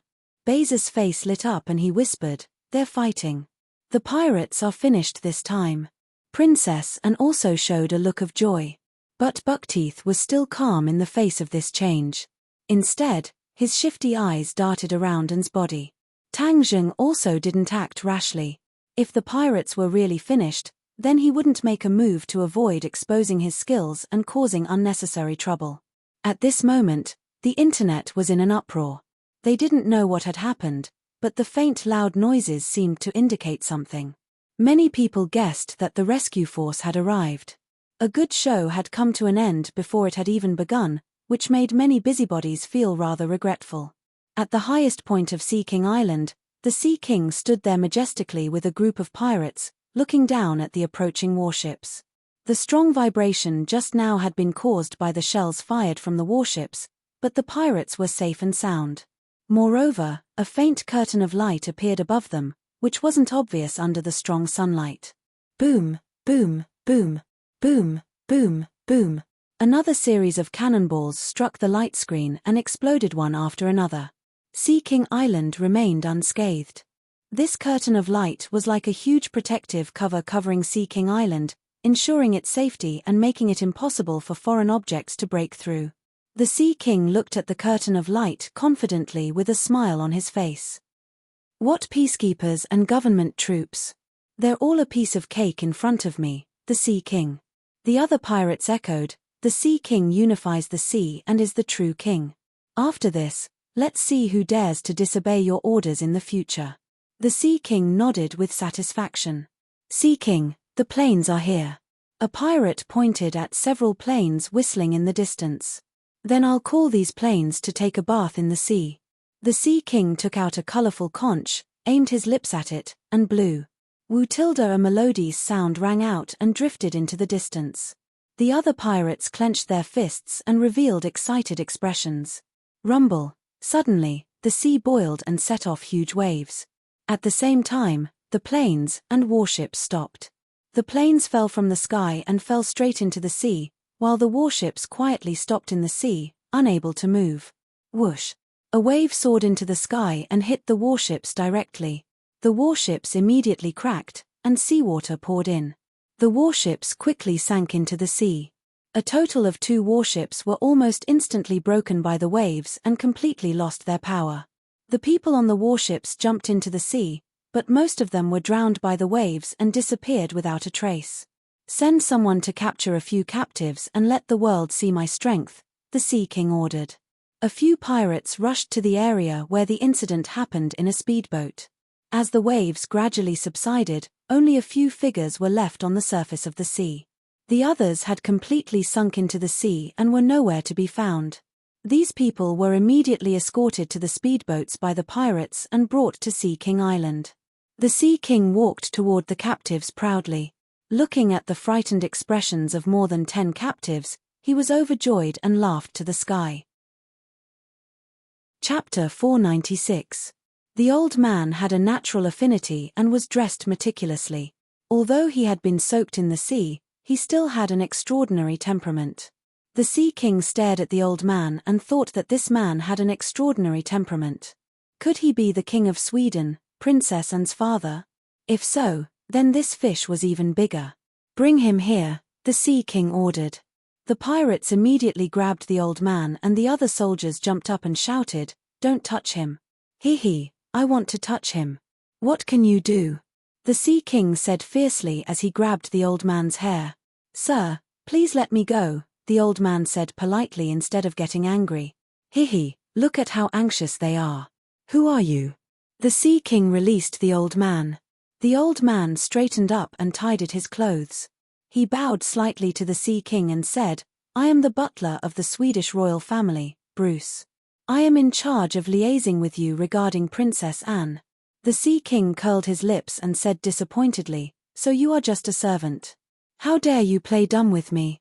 Believe it or not, I will take your life immediately." The Sea King had underestimated Bruce's identity. As the butler of the royal family, he was equivalent to Huashia, the minister of the inner palace in ancient times. He had great power. The royal family had sent him to deal with this matter, so he was definitely not negligent. Hearing the Sea King's threat, Bruce was not afraid. Instead, he straightened his chest like a warrior and said neither humbly nor overbearingly, "Please take me to see Her Royal Highness." The Sea King sneered, "Okay, I will let you reunite and let you see the good thing between me and her with your own eyes. Hee hee. Vulgar, Bruce said. I will show you what real vulgarity is in a moment. Take him away. The other captives were taken away to be locked up, while Bruce was taken directly to the base camp. When Tang Zheng and the others saw the triumphant return of the Sea King, they all had different expressions, but without exception, they all looked incredulous. On the contrary, Buckteeth strode forward and shouted, Sea King, are all the enemies dead? Ha ha, of course. Don't you see who's taking action? With me, the Sea King, here, no one can even think of taking down Sea King Island. The Sea King patted his chest and said confidently, Bruce, why are you here? When Princess Anne saw Bruce, she turned pale with fright and hurriedly ran towards him. The Sea King stepped forward and blocked Anne's path. He grabbed her arm and smiled proudly. Your Highness, we haven't finished our business yet. How can we give up halfway? Buckteeth, hold up the camera. Our program will continue. Buckteeth hurriedly repositioned the camera and aimed it at the Sea King and Anne. The Sea King faced the camera and said, Everyone, I've made you wait for a long time because some people have spoiled my mood. But now, let's continue. I guarantee that I'll give everyone a wonderful blockbuster, haha. After the Sea King finished speaking, he immediately attacked Anne. He grabbed her clothes and was about to tear them off. Bruce turned pale with fright and hurriedly stopped him. Stop, you are not allowed to be rude to Her Royal Highness. Don't you want money? We've already prepared it and can give it to you right away. The Sea King stopped and sneered at Bruce. I don't just want money, I want her, haha. Fart. And sleeves were directly torn, revealing skin that seemed to have been moistened by milk. Hee hee, so white. I believe that it will be even whiter and more beautiful here. The Sea King pointed at Anne's chest and laughed maliciously. His big hand directly reached out to grab it. Tang Zheng let out a long sigh. He originally thought that he wouldn't have to do it himself, but it seemed that he had been too naive. The Sea King had used some unknown method to defeat the rescue plan. Now, Tang Zheng had no choice but to rescue her. Whoosh! His feet slipped, and like a ghost, he crossed the distance of several meters and arrived at Anne's side. He grabbed her waist and took her from the Sea King's hands. Then, he took a few steps back and returned to his original position. All of this happened in the blink of an eye. The others didn't have time to react, especially since the Sea King's hand was still suspended in midair. His speed was too fast. Therefore, only an afterimage was left in the camera. The audience around the world only saw a figure flash, and then Princess Anne disappeared from the camera. Only the Sea King was left standing there like a fool. Princess Anne's face was pale. She thought that she would definitely be humiliated, but she didn't expect the tables to turn. Someone had actually rescued her from the devil's claws. She raised her head slightly, and a familiar face came into view. Ah, why is it him? She had always treated Tang Zheng as an ordinary fisherman and didn't count on him at all. However, at this moment, this fisherman actually showed his prowess and rescued her from the devil's claws. This scene was too romantic. It was like the plot of a phone call. She stared blankly at Tang Zheng, as if she wanted to see through him, or perhaps she wanted to see something different from his face. However, she failed. He was still him. Even his eyes didn't change at all. There was nothing out of the ordinary. However, the more he was like this, the more she was interested in Tang Zheng. What kind of person was he? Tang Zheng wasn't in the mood to pay attention to the princess's thoughts. Instead, he looked at the Sea King with a burning gaze. The Sea King finally woke up from his daze and stared at Tang Zheng furiously. Who are you? That moment just now had made him tense up. He had been wrong all this time. This person that he had almost ignored was actually a hidden master. However, he wasn't afraid. After all, this was his headquarters. He wasn't even afraid of ships and planes, let alone a single person. You don't have the right to know. Tang Zheng wasn't willing to tell the Sea King his real name. Telling him his real name would be an insult to someone who was worse than an animal. You're courting death. How dare you be so arrogant in my territory? Are you trying to pretend to be a pig to eat a tiger? Let me tell you, that's impossible. Even if you were a tiger on my Sea King Island, I would still skin you alive and pull out your tendons, the Sea King roared fiercely. Tang Zheng jokingly said, really? Then I'd like to see what kind of ability you have to skin me alive and pull out my tendons. When the others heard this, their expressions changed, especially Bruce and Beza. The two of them had already experienced the Sea King's prowess. Seeing that someone dared to be so arrogant in the Sea King's headquarters was an eye-opener for them. They were also incomparably anxious.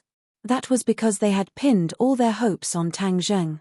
If he were to suffer an accident due to his carelessness, then they would lose everything and there would be no hope left. Princess Anne didn't have such complicated thoughts. She didn't notice that she was still lying in Tang Zheng's embrace, but her eyes were getting brighter and brighter. That was because the strong confidence that Tang Zheng had when he spoke was too abnormal. It was completely different from before. Who is he?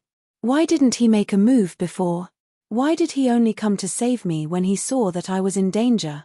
He's definitely not a fisherman, so who is he? Could he be a great hero like Zorro? Princess Anne was only 18 years old. In addition to her good upbringing, she also had the fantasies of other girls her age. Therefore, she subconsciously imagined Tang Zheng to be a hero from Western legends. The Sea King had never seen someone so arrogant in front of him. He was unable to restrain his anger. He waved his hand and ordered, "Capture him. I want to skin him alive in front of the whole world." When the audience saw this scene, they were already seething with excitement. Just as Her Highness was about to be killed, a hero had unexpectedly appeared. Many people left comments wanting to see what this lone hero looked like. However, the camera had been focused on the Sea King, so they could only see his ugly face. "Kid, surrender or we'll shoot." Buckteeth took the lead, and a dozen pirates surrounded Tang Zheng, aiming their guns at him. Tang Zheng hugged and even tighter to prevent her from getting hurt.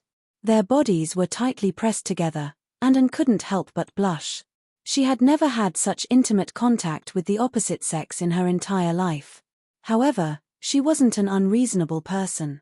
She knew that he was trying to protect her, so she obediently stuck close to him. Her soft and exquisite body leaned against Tang Zheng's, and her soul-stirring elasticity made Tang Zheng's head sway. However, he quickly calmed himself down and looked at the pirates who were surrounding him warily. The Sea King's face revealed a pleased expression, while Bruce and Beza's faces were pale. It seemed that there was no hope now. Only Anne raised her head and looked at his determined face, waiting for him to make a move. Tang Zheng didn't move. Instead, he said, "Do it." The others didn't understand what he meant. Could it be that he had a helper? The answer was soon revealed. Huang Xiang moved, and with a flash of black light, the demon head blade soared into the air and chopped down. Pu. A huge head flew up, and blood spurted into the sky. However, this was just the beginning. Huang Xiang's figure was like a ghost, and in the blink of an eye, he passed by 3 people, turning them into headless corpses. All of this happened so quickly that most people didn't have time to react. Buckteeth finally reacted and screamed in horror, immediately pulling the trigger. Gunshots immediately sounded like firecrackers, and the bullets flew directly toward Huang Xiang, Tang Zheng, and even Anne. Tang Zheng's hand swiped in front of him, activating the sky-devouring technique. The bullets disappeared without a trace before his eyes, but Huang Xiang didn't dodge at all. He held the demon head blade horizontally in front of his chest, and the clanging sounds of ding-dang rang out incessantly. However, he didn't slow down. With a raise of his hand, the blade fell, and another 4 people lost their lives. Huang Xiang's method of killing was truly vicious. He completely separated the heads of his enemies from their bodies. It was exceptionally bloody and terrifying, and it made the originally brutal pirates experience what fear was. With a panicked cry, a pirate threw down his rifle and fled backward. The others also retreated one after another, their faces pale and trembling. They didn't dare to face this godlike guy again. The Sea King's mouth was wide open, and his jaw almost fell to the ground. He stared at Huang Xiang, flabbergasted. So this guy wasn't an insignificant and invisible person after all? Chapter 497. Huang Xiang's murderous aura was swift and clean. Everyone was taken aback and felt a chill in their hearts.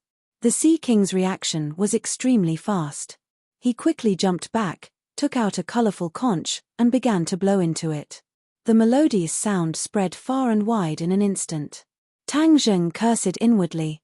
The Sea King must be informing his accomplices. He quickly let go of Princess Annie and rushed towards the Sea King, trying to snatch the conch back. Bang, bang, bang. The Sea King immediately pulled the trigger, and the bullet whizzed toward Tang Zheng's chest. Tang Zheng easily grabbed the bullet and was about to catch the Sea King. The Sea King was not slow either. He pushed Buckteeth forward and rushed out the back door. Buckteeth took a punch from Tang Zheng and fell to the ground like a dog eating feces. He ran to the back door but found that the Sea King had disappeared into the lush forest. Tang Zheng was about to chase after him when Princess Anne stopped him. "Wait a minute." Tang Zheng turned around and asked suspiciously, "What's the matter?" Bruce took the lead and bowed respectfully to Tang Zheng. "Thank you for saving us. May I ask who you are?" Tang Zheng frowned and said, "What are you doing?" "Let's catch the Sea King first." "I'll go with you." Beza had regained his freedom, and his warrior genes had awakened. He volunteered. Tang Zheng nodded and said, "Be careful. We only eliminated the pirates in this room. There are many others." Beza picked up a gun and said fiercely, "This time we must give them a good beating." Tang Zheng and Huang Xiang took the lead and chased after them. Beza followed closely behind. And was not willing to fall behind and shouted excitedly, "I'll go too." Bruce quickly stopped her. "Your Highness, it's too dangerous. Let's wait for the rescue team." "Mph, this night is my rescue team." The princess had already recognized the heroic Tang Zheng as a knight. She had a lot of romantic cells in her head. Bruce had no choice but to drag his old body and follow the princess closely in case something unexpected happened. Unfortunately, the audience all over the world could only see a blurry shadow and did not know what exactly happened.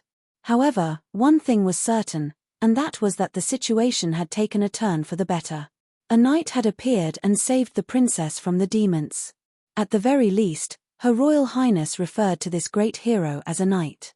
Thus, the word knight quickly became popular on the internet. Everyone wanted to see what kind of person the princess's aura was. Many people fantasized about how good it would be if they were the princess's aura. That way, they would be able to get close to her. Mr. Knight Tang Zheng shuttled through the jungle. Occasionally, a few pirates would appear, but they were all dealt with by them. Tang Zheng did not show any mercy. Every move was a killing move because the hands of these pirates were stained with the blood of countless innocent people. They were not worthy of pity. In the distance, Tang Zheng finally saw the Sea King. He was already standing on the edge of a steep cliff, looking in the direction of the sea and blowing a conch shell. Although Tang Zheng did not know what the conch shell was used for, he felt that it was not something simple. Thus, he wanted to take it. The Sea King heard the movement behind him and quickly turned around. However, at this moment, there was no fear on his face. Instead, it was complacent and somewhat sinister. "You dare to oppose me, the Sea King? You're dead meat." The Sea King pointed his finger at Tang Zheng and roared confidently. "Let's see who lives and who dies." Tang Zheng was unmoved. He leaped across the distance of several meters and arrived in front of the Sea King. He put two fingers together and stabbed the Sea King's chest like a sharp sword. Boom! With a loud noise, a wave of water shot up into the sky like a huge whip and lashed at Tang Zheng. The strong wind caused the trees around them to be cut in half. Bang! Tang Zheng was hit hard and flew up into the sky like a kite with a broken string. Princess Anne and the others who were chasing after them saw this scene, and opened her mouth wide and screamed in shock. Bruce and Beza were also stunned. Their faces were pale. The little hope that had risen in their hearts gradually turned into despair. They had seen this towering water column when they were on the ship. Its power was simply unimaginable.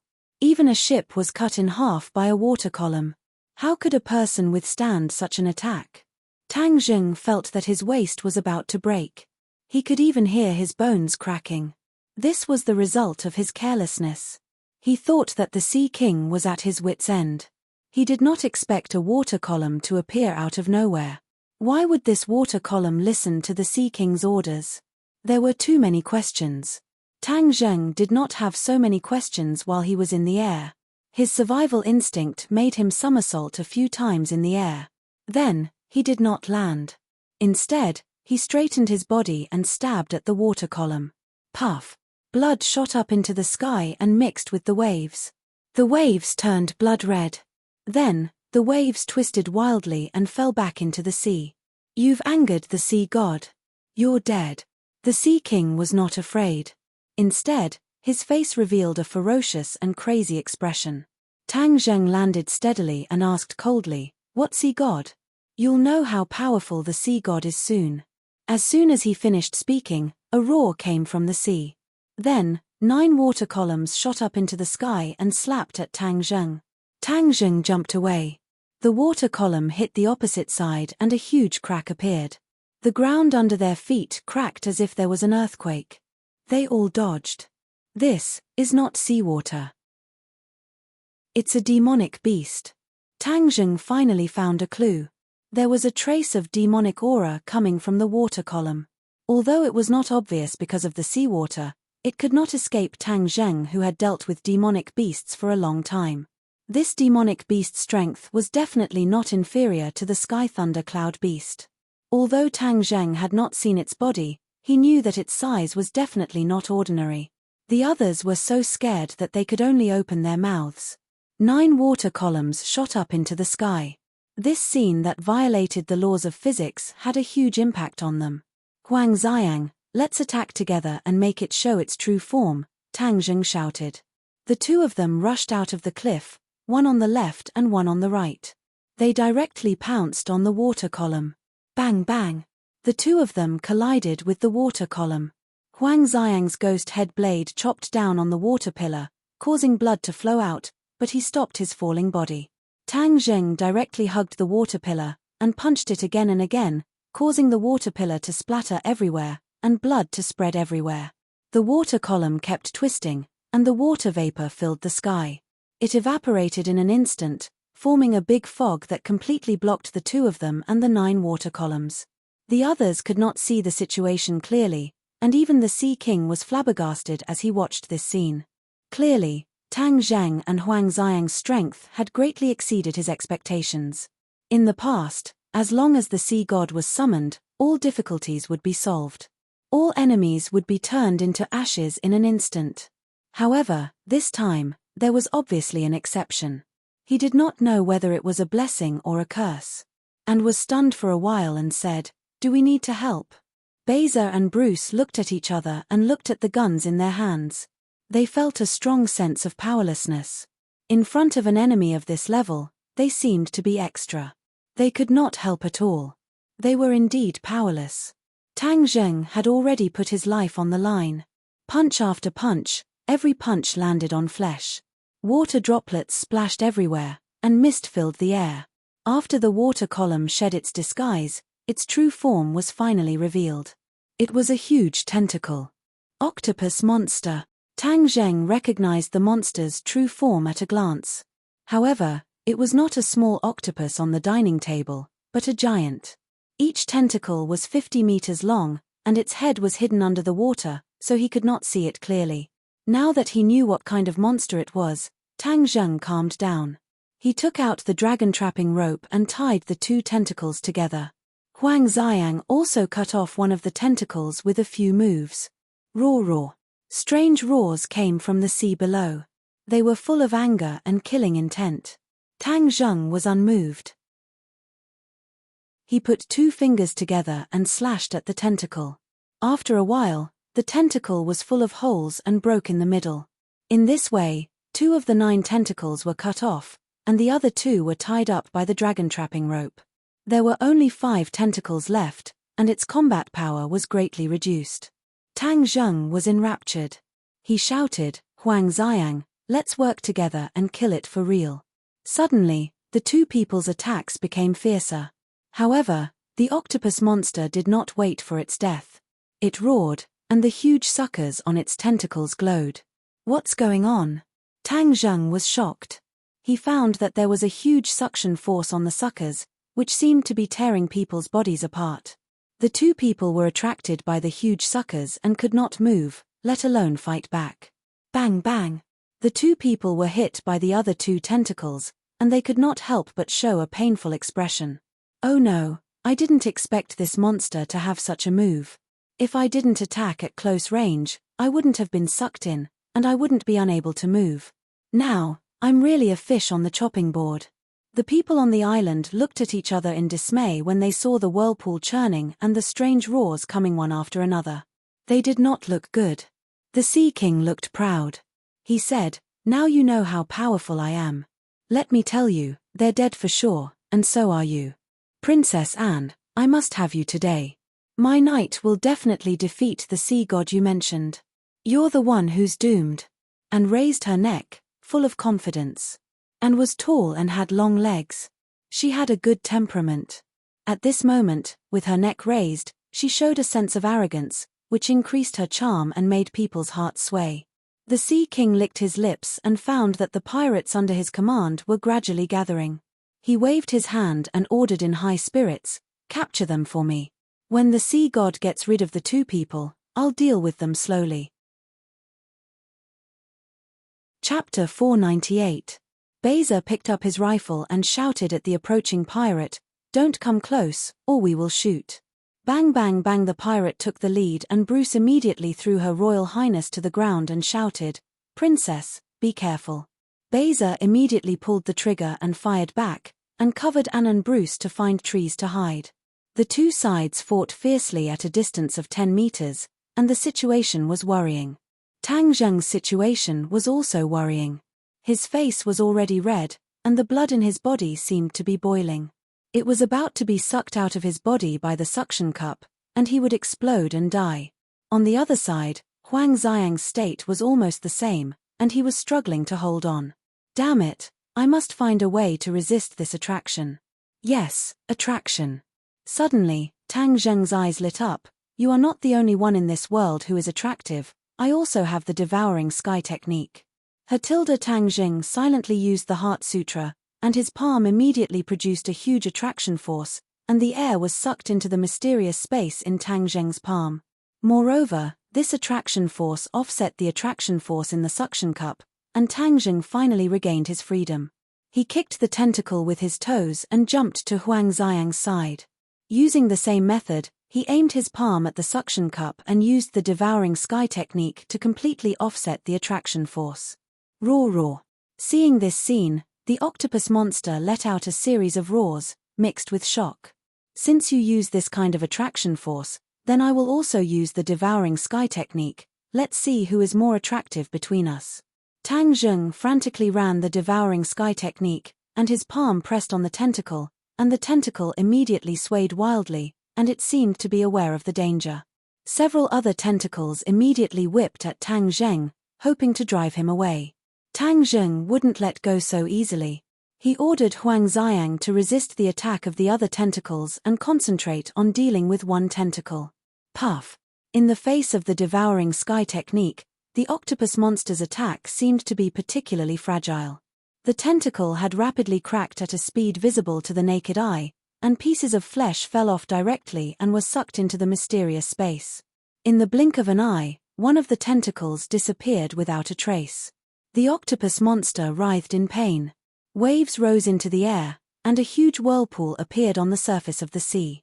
Tang Zheng followed suit and hugged another tentacle. After a while, this tentacle also turned into a pool of blood and was sucked away. This time, the octopus monster was truly afraid. It let out a series of earth-shattering screams. The whirlpool on the surface of the sea spun faster and faster, and the tentacles quickly fell into the sea. Tang Zheng's heart skipped a beat. "You want to escape? It's not that easy." With a wave of his hand, one end of the dragon-trapping rope flew into his hand, while the other end tightly tied the two tentacles together, leaving the octopus monster with no way to escape. "Just now, you wanted to kill us. Now, you want to escape. How can it be so simple? You are helping the tyrant. Today is the day you die." Tang Zheng finally understood why the Sea King was so arrogant. It turned out that he had the support of a demonic beast. Otherwise, how could he possibly lead a ragtag group of pirates against a regular army? The mystery was solved. As long as he killed this demonic beasts, the Sea King would be nothing. Of course, Tang Zheng was also very surprised that there was such a big demonic beasts in the ocean. This was not the prehistoric heavenly tomb in the 10,000 huge mountains. It had to be known that other than places like the prehistoric heavenly tomb that had restrictions, Nu Erha's scheme-back then had sucked almost all the demonic beasts in the world into the sky. A powerful demonic beasts like this octopus monster should not exist in this world, but it had actually appeared in front of him. What did this mean? This meant that unless there was a place like the prehistoric heavenly tomb in the ocean, or it was a new demonic beasts that had been cultivated after that incident. But if that was the case, the octopus monster's cultivation speed would be shockingly fast. No matter what the situation was, Tang Zheng wanted to investigate it thoroughly. Therefore, if he could capture the octopus monster alive, it would be the best way. Seeing that it was unable to break free from Tang Zheng's restraints, the octopus monster kept twisting its body, and its cries became more and more mournful. However, Tang Zheng was unmoved. Instead, he allowed Huang Xiang to cut off another 2 tentacles, and he also used the heaven-devouring technique to devour a tentacle. Now, this gigantic octopus monster only had 2 tentacles left that were bound by the dragon-trapping rope. It did not have much power to resist. At this moment, His Highness Princess and the other 2 no longer had the strength to resist. The bullets had already been used up, and the pirates swarmed forward and captured the 3 of them. The Sea King swaggered over and pulled An into his embrace. Just as he was about to take action, he realized that the ground beneath his feet was shaking. This was an earthquake. Cracks appeared on the ground, and many pirates were swallowed up by the cracks. They did not even have time to scream. Everyone panicked. Even the Sea King was dumbstruck, not knowing what had happened. Boom, boom, boom. The cracks in the ground grew larger and larger. Rocks fell into the sea one after another, and all sorts of trees were buried in the sea. The Sea King and the others fell from the cliff and directly into the sea. Ah! Screams resounded through the sky. Everyone's mind went blank. Many pirates fell into the sea and were swallowed up by the tumbling sea, disappearing without a trace. Just as the Sea King and Princess touched the surface of the water, 4 bubbles emerged from the sea and enveloped them. The 3 of them, who were still in shock, were speechless when they saw this. Only the Sea King seemed to have woken up from a dream. He shouted excitedly, "The sea god has shown his power. The sea god has shown his power." However, he did not understand why the sea god had shown his power. The ones who died were indeed his subordinates. Of course, as long as he was not dead, the lives of the others were his to decide. He would not pay too much attention to them. However, the next scene shocked the 4 of them, who were lucky enough to escape with their lives. Sea King Island disappeared. The rocks, soil, and trees were all gone. Only a circular platform the size of a basketball court was left on the surface of the sea. The platform quickly sank into the sea, and their bubbles sank as well. After a while, they completely disappeared. It was as if the island had never existed. Only the mist remained, indicating what had happened just now. Tang Zheng held on to the dragon-trapping rope and did not let go. He allowed the octopus monster to continue to struggle. Gradually, its strength became weaker and weaker until it finally stopped struggling. Its head floated above the water. Tang Zheng jumped and landed on the octopus monster's head. Its huge eyes were intimidating, but Tang Zheng was not afraid. He stared at it and said jokingly, "Why aren't you moving? I'd like to see how long you can struggle." "You? Who are you?" The octopus monster was frightened and spoke in human language. "Hehe, it's good that you can speak human language. It's convenient for me to ask. As for who I am, you have no right to know. Aren't humans supposed to be weak? Why are you so powerful?" The octopus monster asked with its big eyes. Tang Zheng laughed. "You think that humans are weak, so you want to bully and humiliate them, right? Let me tell you, there are strong people among humans. I'm a cultivator. It's your bad luck to encounter me." "Cultivator? What's that?" The octopus monster was puzzled. "Hey, that's strange. You're a monster, but you don't know about cultivators. Tang Zheng narrowed his eyes. This was beyond his expectations. Do monsters have to know about cultivators? Tang Zheng frowned. This demonic beasts was a little strange. Could it be that he had never come into contact with cultivators before? If that was the case, then it must have only cultivated into a spirit after the cultivator entered the sky beyond heaven. Because only in this way would it not encounter cultivators, and would not know of the existence of cultivators.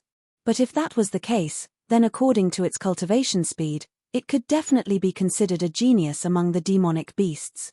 Tang Zheng developed a strong interest in it. The mist disappeared. Tang Zheng was preparing to deal with the Sea King first before interrogating this monster. However, when he looked up, his eyes immediately widened. His mouth was so big that a duck egg could be stuffed in it. Damn, what's going on? Where's Sea King Island? Why is it gone? This scene really made Tang Zheng scratch his head. A pirate club disappeared for no reason in the blink of an eye, as if it had never appeared. Anyone would be surprised by this. He was puzzled and could only turn his hope to the octopus monster. Where's the Sea King Island? The octopus monster said, I won't tell you. Oh, you have some backbone. Interesting. Let's see how long you can last. Huang Xiang, dig out one of its eyeballs. Tang Zheng did not talk nonsense and directly ordered. A trace of panic flashed in the octopus monster's eyes. It immediately let out a scream because Huang Xiang raised his knife and a huge eyeball floated on the sea. Ah, I'm going to kill you. The octopus monster cried out miserably. Tang Zheng smiled gently. Hehe, I can kill you now, but you can't pose a threat to me at all. Tell me what's going on, or you won't be able to keep your other eyeball. I'll make you wish you were dead. I'll talk. The octopus monster did not have much backbone and immediately begged for mercy. Gui Chen Sui left, so the island naturally disappeared. Gui Chen Sui? Tang Zheng stared suspiciously. Yes, this island was built on Gui Chen Sui's back. It dived into the sea, so the island naturally disappeared. It must have seen that I was not your opponent, so it ran away. It's a coward. The octopus monster angrily cursed. Tang Zheng suddenly realized that the island was actually built on top of a tortoise shell. Without a doubt, this Gui Chen Sui was definitely a demonic beast. Why were there so many monsters in the sea? Did he poke into a monster nest? Where did they go? Tang Zheng asked. The octopus monster hesitated and said, the Crystal Palace. Take me there. No, I can't take you there. The octopus monster immediately refused. Oh, it seems that you don't want to live. No, even if you kill me, I can't take you there. The octopus monster's attitude was very firm. Chapter 499. Gurgle. Several bubbles burst on the surface of the water and a white figure jumped out of the water. Tang Zheng's eyes lit up and he said happily, Xiaobai. Squeak. Xiaobai shook his head and wagged his tail at Tang Zheng, looking very cute. When Tang Zheng was taken away by Buckteeth, Xiaobai had escaped and followed him all the way. Now, he finally showed himself. Little White excitedly pointed at the water, and then used a pair of small claws to draw a big circle. Tang Zheng seemed to understand and asked, Tortoise? Xiaobai quickly nodded and pointed at the water again. Do you know where Gui Chen Sui went? Tang Zheng's heart moved and he asked. Xiaobai nodded. Haha, Xiaobai, you're really good. Hehe, little octopus, you don't need to speak now. Tang Zheng smiled proudly. It's a pity that the people on Sea King Island were buried in the sea. That beautiful princess and really had a hard life. She was as beautiful as a flower and jade, but she died just like that. The octopus monster looked at Xiaobai in disbelief. It couldn't see anything special about Xiaobai, so it found it hard to believe that he knew where Gui Chen Sui went. Diving into the deep sea, Tang Zheng couldn't hold his breath for a long time with his cultivation, so he summoned Kai, a venerable of 4 symbols. When the huge body of the venerable of 4 symbols appeared, the octopus monster's eyes almost popped out. It turned pale with fright and cried out, what's going on? What is this thing? It couldn't help but tremble. The pressure coming from the venerable of 4 symbols made it tremble with fear. Tang Zheng's lips curled. Now you know that it's easy for me to deal with you. Be good and don't suffer physical pain. The octopus monster's pupils shrank. It kept quiet out of fear and looked at the venerable of 4 symbols who was gradually sinking into the sea. Tang Zheng jumped into the body of the guardian of 4 symbols. The guardian of 4 symbols grabbed the dragon snaring rope and dragged the octopus monster, which only had 2 tentacles left, to the bottom of the sea. Huang Xiang and Xiao Bai stood on the shoulders of the 4 symbols venerable. The bottom of the sea was pitch black, making it impossible for them to determine their direction. However, this was not a problem for Xiao Bai. It opened its small mouth and spat out a ball of flames. This ball of flame floated in the sea and did not extinguish. It illuminated the surroundings. Many fish swam past them at the bottom of the sea and looked at this scene in amazement. The octopus monster was horrified. It trembled with fear and did not dare to make a sound. Xiao Bai pointed out a direction, and the 4 symbols paragons strode forward, dragging the octopus monster with them. Their speed was not slow at all. Suddenly, Xiao Bai called out anxiously. Tang Zheng asked thoughtfully, "Are we almost there?" Xiao Bai quickly nodded. "Then let's be quiet." The 4 symbols paragons slowed down. Suddenly, Tang Zheng saw the octopus monster swim backward with all its might. Apparently, it did not want to go forward. However, its body was bound by the dragon snaring rope, so all of this was useless. It could only struggle continuously, causing the sea to churn. Tang Zheng's expression sank as he shouted sternly, "Little octopus, are you trying to inform your companions? No, we can't go to the Crystal Palace. We'll die if we go. Lord Sea God will definitely think that I'm leading the way and kill me," the octopus monster cried out in panic. Sea God. Tang Zheng had heard the Sea King mention this name before. The Sea King had called the octopus monster the Sea God, so why did this little octopus say that the Sea God was someone else? Hearing Tang Zheng's question, the octopus monster quickly explained, "That's because the Sea King doesn't know the situation and thinks that I'm the Sea God.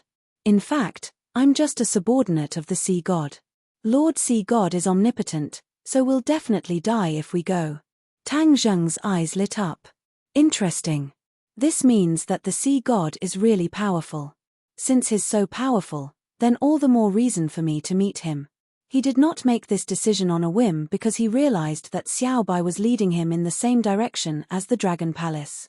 Therefore, whether it was for the sake of the Dragon Palace or to meet the so-called Sea God, he had to continue forward. "You're courting death," the octopus monster cried out in fright. "Is that so? We'll naturally find out later." Tang Zheng was unmoved as he dragged the octopus monster and sped up. Soon, a beam of light appeared in the distance. It was definitely unusual for a beam of light to appear in the deep sea. "We've arrived at the Crystal Palace," the octopus monster said with trepidation. Tang Zheng focused his gaze. Sure enough, as far as his eyes could see, there was a magnificent palace under the dazzling light. This palace was actually made of crystal. It was magnificent, like a scene from a dream. It was definitely much more beautiful than the castles in a girl's imagination. A majestic aura rushed out, causing people to involuntarily want to submit. Moreover, Tang Zheng also felt a trace of a familiar aura. Dragon Qi. Tang Zheng widened his eyes. He had absorbed the dragon Qi of the 5-clawed golden dragon before, so he was very familiar with this aura. Although the aura coming from the Crystal Palace was not strong, it could not escape Tang Zheng's perception. When he took a few steps closer, a huge, lifelike statue came into view. His breathing involuntarily quickened. The statue was a huge head. It was very majestic with its mouth wide open, as if it wanted to swallow the audience into its stomach. It made people's hearts palpitate. A pair of huge eyes and a long neck made the statue even more vivid, as if it was a living creature. Tang Zheng was too familiar with this appearance. This was a statue of a dragon's head. According to the description of the 5-clawed golden dragon, the Dragon Palace had its eyes on this statue. This meant that the Crystal Palace in front of him was the famous Dragon Palace, his destination.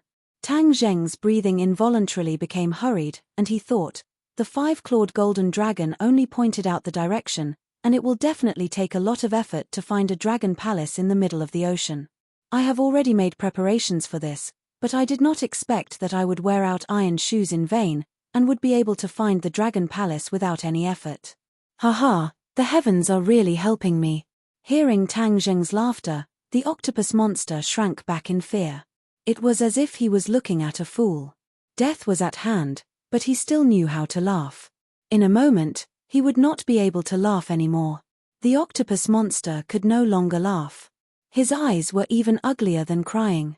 Tang Zheng also figured out the ins and outs of the matter. This dragon palace had been abandoned for too long. Then, it was occupied by this group of sea demons. From then on, they became the overlords of the sea and supported the puppet sea king. As for why the cultivation of this group of sea demons was so strong, it definitely had a lot to do with this dragon palace. In short, for the heaven and earth obsidian, he had no choice but to confront this group of demon beasts. Stop, who are you people? Suddenly, a group of shrimp soldiers and crab generals blocked their path. However, looking at the tall four symbols venerable, the other party was clearly afraid.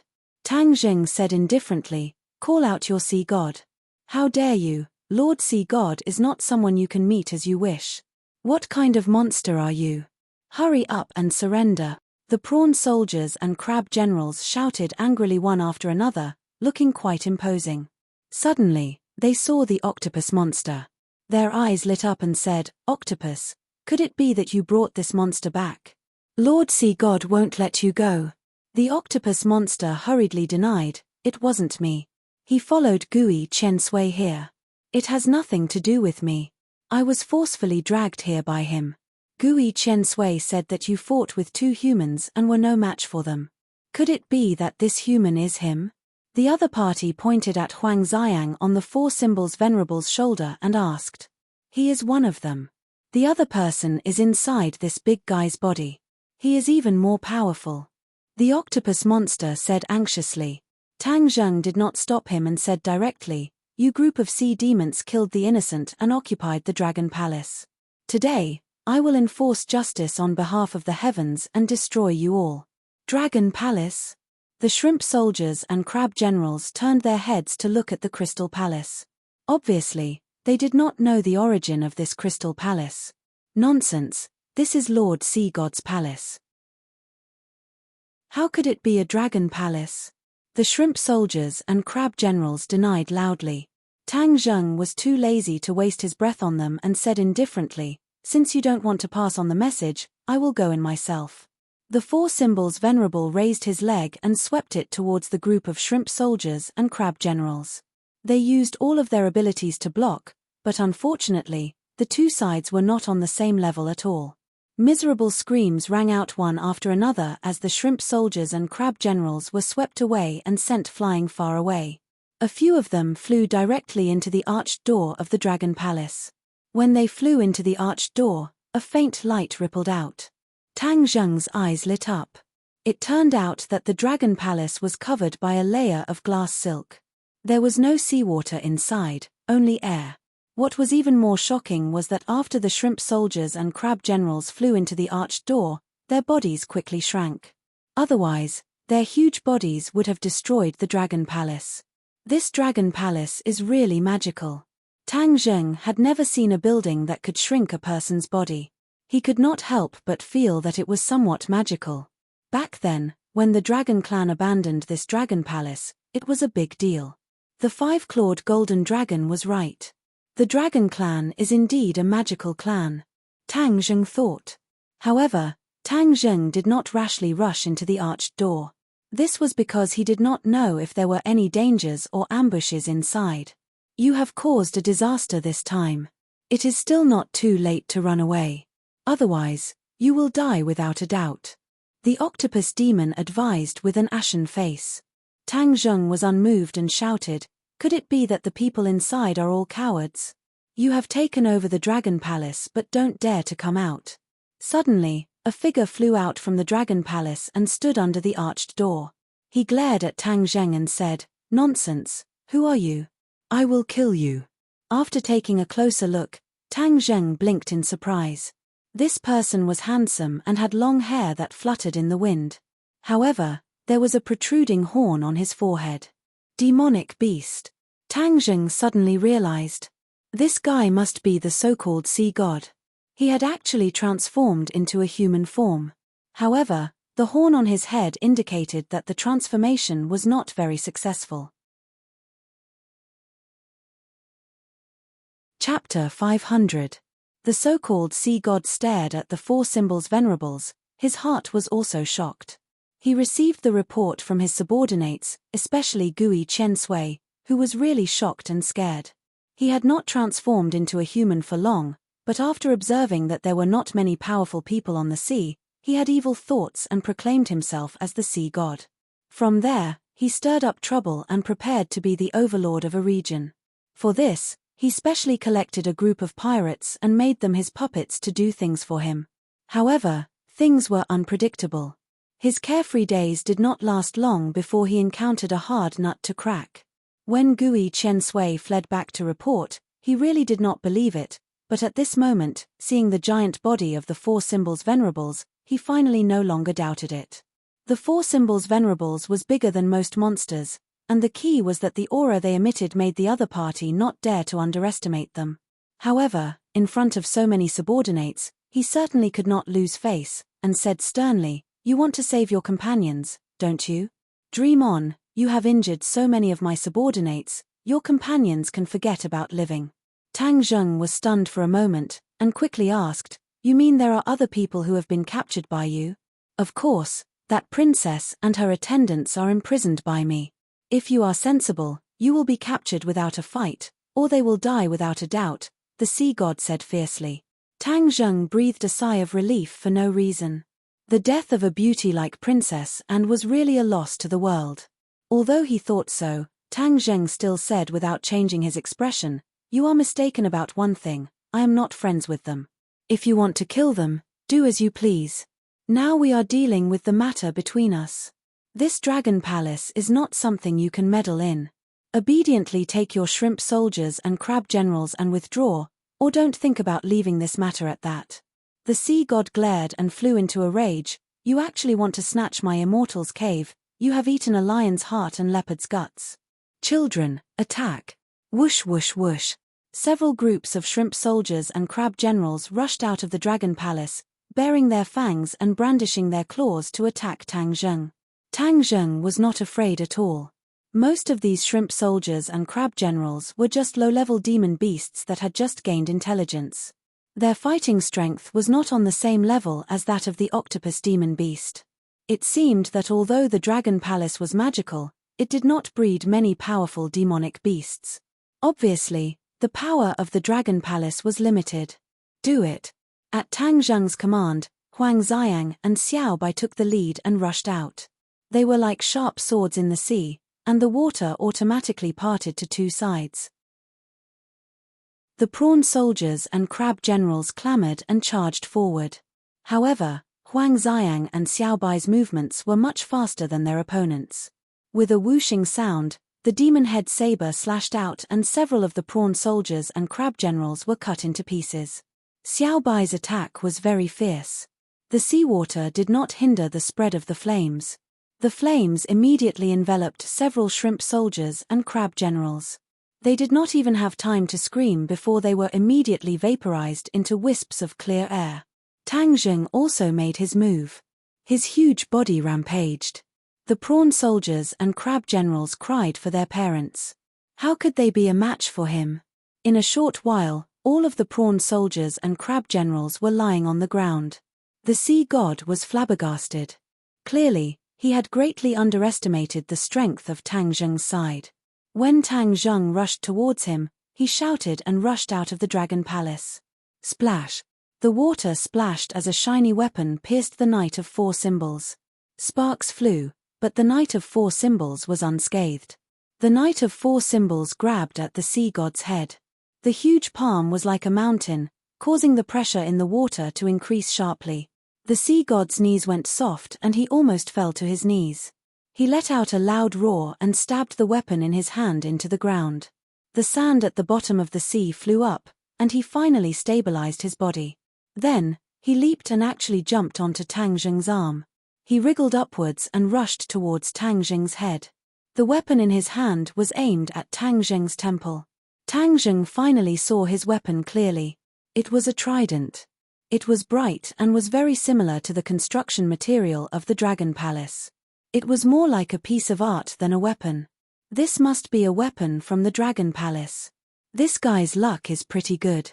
This weapon is an Earth-rank treasure. It's even more powerful than my battle soul. However, with the protection of the Knight of Four Symbols, Tang Zheng was equivalent to being invulnerable. All of his attacks were wide open, and it was difficult to determine the victor between him and the sea god. The other sea demons watched this scene with their mouths agape. In their impression, the sea god was unreachable and invincible. However, this big guy was actually so powerful that he was not at a disadvantage at all. It completely overturned their worldview. The sea god gradually clenched his teeth and did not have the leisure to speak. However, his face became gloomier and gloomier. His handsome face became somewhat sinister. Bang! The Knight of Four Symbols and the trident collided head-on. The trident flew out of his hand. The sea god reacted quickly and tried to snatch it back. However, Tang Zheng was even faster. With a thought, the Four Symbols Venerable relied on his height and size to block the other party's path with a horizontal movement, and ruthlessly slapped down with his palm. Slap. The sea god was sent flying by the slap. It was unknown how far he flew before he disappeared without a trace. The Knight of Four Symbols grabbed the trident and threw it to Huang Xiang. The other sea demons cried out in alarm. Some of the sea demons who were hiding in the Dragon Palace and did not have time to rush out trembled in fear and hurriedly retreated. Roar! I'm going to kill you. A roar came from afar. The seawater boiled and bubbled chaotically. Boom! A golden light flew over from afar. This golden light became more and more dazzling. In the blink of an eye, this space was completely dyed in gold. A huge object slammed into the Knight of Four Symbols' body. With a boom, the Knight of Four Symbols lost his footing and fell to the ground, kicking up a cloud of dust. The golden light followed like a shadow and instantly enveloped the Knight of Four Symbols. The Knight of Four Symbols was immediately wrapped tightly by the golden light. Caught off guard, he was knocked over. Tang Zheng was truly shocked, but he did not panic. He took a closer look and saw clearly what this golden light was. This was the sea god's true form. Tang Zheng was all too familiar with this true form. A dragon. This guy was actually a dragon. He had not completely transformed into a dragon. He was only a flood dragon and could not be compared to the five-clawed golden dragon. However, he already had some of the appearance of a dragon, such as these golden scales. However, the meticulous Tang Zheng still discovered that these golden scales were mixed with black scales. Clearly, this was a sign that the sea god had not completely transformed into a dragon. Moreover, he only had 2 claws. His level was too low. But even so, he still had the aura of a dragon. This strand of dragon chi was extremely familiar to Tang Zheng, and he actually felt a sense of intimacy from the bottom of his heart. However, the sea god obviously did not have this kind of feeling. He only had endless anger towards Tang Zheng. His body was extremely huge, close to 100 meters long, and had completely wrapped around the Knight of Four Symbols. He was tightening his grip bit by bit, wanting to use this method to defeat Tang Zheng. Seeing that, Huang Xiang and Xiao Bai immediately rushed over to help, but Tang Zheng immediately stopped them. I'll deal with him myself. As soon as he finished speaking, he jumped out of the Knight of Four Symbols' body and stood on top of his opponent. The sea god looked at this guy who suddenly appeared in astonishment and exclaimed, "You're the one controlling this big guy." The moment Tang Zheng entered the water, he felt a huge pressure coming from all directions, almost crushing his body to pieces. He immediately circulated the chaotic Vajra spell to counteract a portion of the pressure, but suddenly, an aura naturally leaked out from his body. Dragon Chi! Tang Zheng secretly exclaimed. This aura was actually the dragon chi that he had absorbed from the five-clawed golden dragon in the past. This dragon chi was usually hidden in his body, silently changing his temperament. But at this moment, this dragon chi seemed to have been stimulated, completely bursting out, and a majestic aura spread out in all directions. Bang! Bang! Bang! The other sea demons turned pale with fright. Their legs went soft and they all knelt down, trembling as they lay on the ground, as if they had seen something terrifying. Although Tang Zheng had displayed his strength just now, it did not cause these sea demons to tremble and feel fear from the bottom of their souls. One had to know that the dragon race was the strongest creature in the ocean. Although the dragon race was too mysterious, it was basically impossible for any creature to see its true appearance. However, an instinctive fear of the dragon race was passed down in the genes of these creatures. Although Tang Zheng had only absorbed a little of the 5-clawed golden dragon's dragon chi, the aura that burst forth was even stronger than this flood dragon's. Although the dragon chi on Tang Zheng's body was little, it was all essence, and completely surpassed the flood dragon's own dragon chi. At this moment, the other sea demons no longer had any thoughts of resisting Tang Zheng.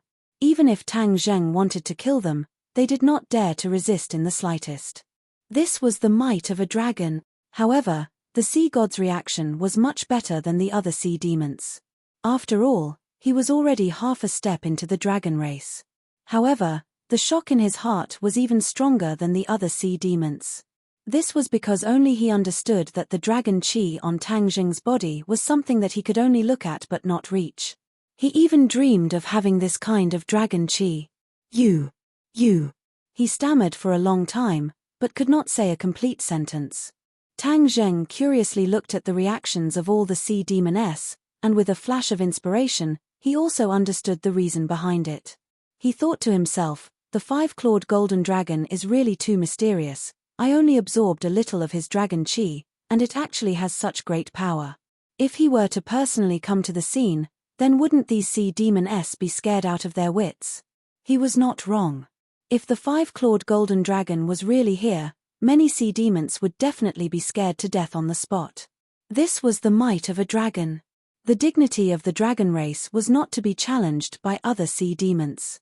Tang Zheng also found that after this dragon chi burst out, the pressure on his body disappeared, and his breathing was smooth. He was like a fish that could breathe freely in the sea. Chapter 501. Tang Zheng rolled his eyes and stared at the sea god. The sea god's heart trembled as he transformed back into his human form. He resisted the urge to kowtow and said while gritting his teeth, "Why do you have the dragon chi on you?" Tang Zheng laughed coldly, "You don't need to know about this." He raised his leg and walked straight towards the other party.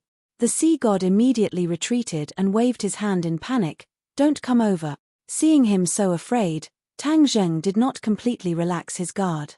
The other sea demoness were extremely afraid of this dragon's might, but the other party was a flood dragon after all, so they might not be completely afraid of him.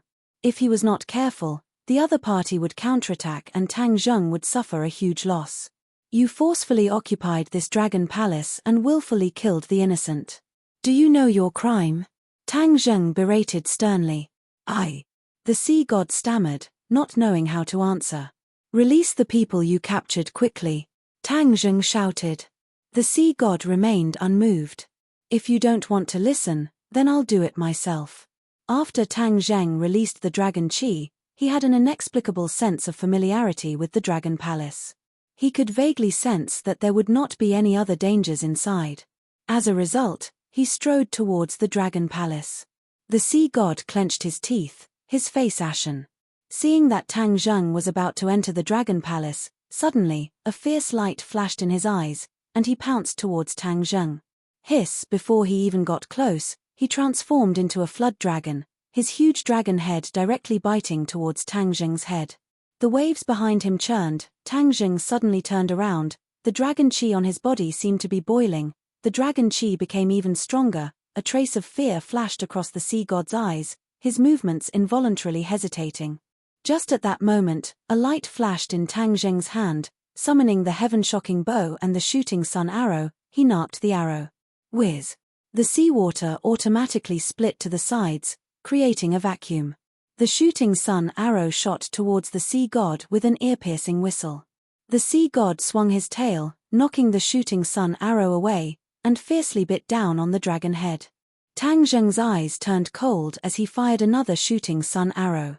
This time, it was even more powerful than the previous one. The sea god's huge eyes were filled with fear as he felt that the god of death was coming for him. He cursed inwardly and swam to the side.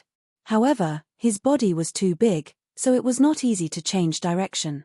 With a puff, a cloud of blood mist burst out of the sea god's head. The pungent blood instantly dyed the seawater red. Its enormous body twisted and rolled fiercely. Many sea monsters were caught in the crossfire and killed on the spot after being swept by the dragon's tail. Lord Sea God. Gui Chen Sui rushed out of the dragon palace and rushed to the sea god's side. However, he was hit and flew back into the dragon palace.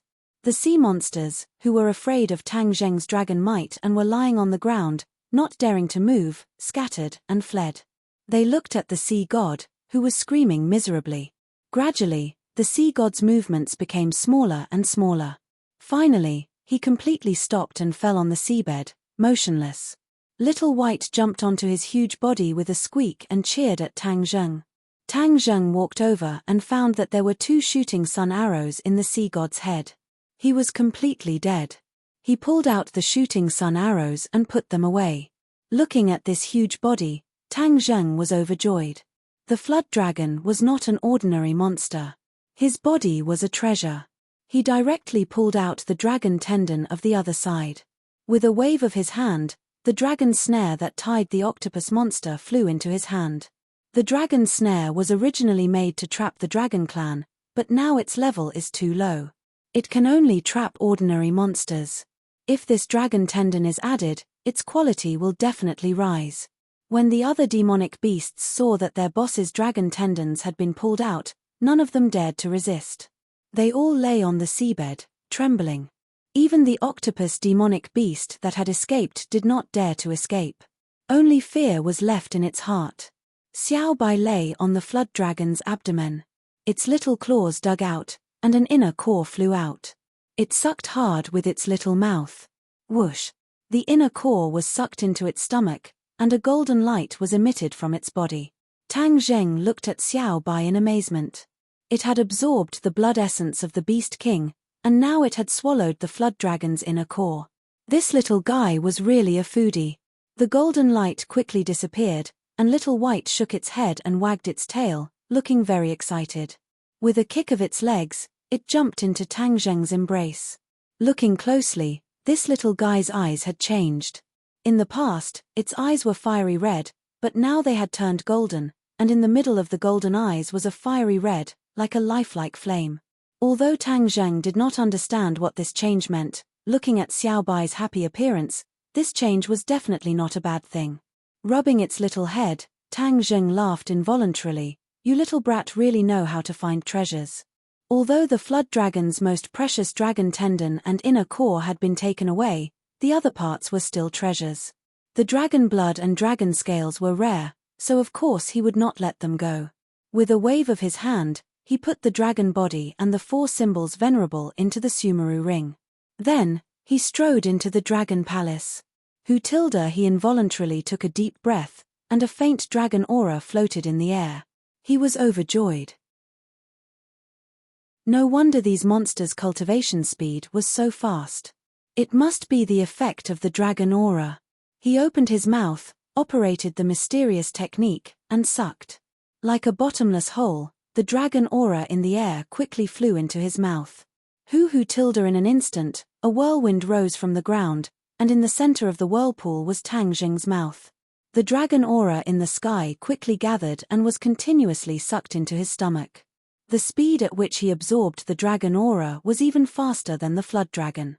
After all, he had the dragon aura of the 5-clawed golden dragon in his body, which was of the same origin as the remaining dragon aura of the dragon palace itself. There was a natural sense of intimacy. After a while, when he stopped, the dragon aura in the air was very thin, and the true chi in his body was overturning the sea. The dragon aura and true chi merged into one, and the true chi rapidly expanded. Boom! There was a loud noise in his mind, and his true chi returned to calmness, but his temperament had changed a lot, becoming more and more majestic. My cultivation has broken through again, 6th grade in Edia. Tang Zheng was overjoyed. He did not expect that he would be able to pick up a big bargain this time. The dragon aura was too useful. Unfortunately, there was not much dragon aura left in the air, and most of it was absorbed by the flood dragon and other demon beasts. Otherwise, Tang Zheng's cultivation would have increased by more than one level. When the other demon beasts saw this, they were even more frightened. They lay on the ground and looked up at Tang Zheng. Tang Zheng did not care about these shrimp soldiers and crab generals. When he went straight to the dragon palace, Gui Chen Sui came out with a few hostages. The Sea King was still as arrogant as ever, while Princess Annie and the other two had terrified looks on their faces. Even though they were experienced and knowledgeable, what they had seen and heard along the way had completely overturned their worldview. It was already impressive that they were not scared witless. Kneel. Gui Chen Sui spoke and shouted. The Sea King was proud, and glared at Anne and the other two, and shouted, "Kneel, did you hear Master Gui's order? I'm talking to you, not them." Gui Chen Sui was furious, and an invisible force hit the Sea King's face. Half of his face swelled up, and he spun like a top and fell to the ground. He was confused. Wasn't Gui Chen Sui on his side? Why did he ask him to kneel and hit him?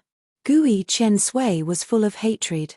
If the Sea King's subordinates had not captured Tang Zheng on the island, the following series of events would not have happened. Therefore, the Sea King was the culprit. Gui Chen Sui even had the thought of killing him.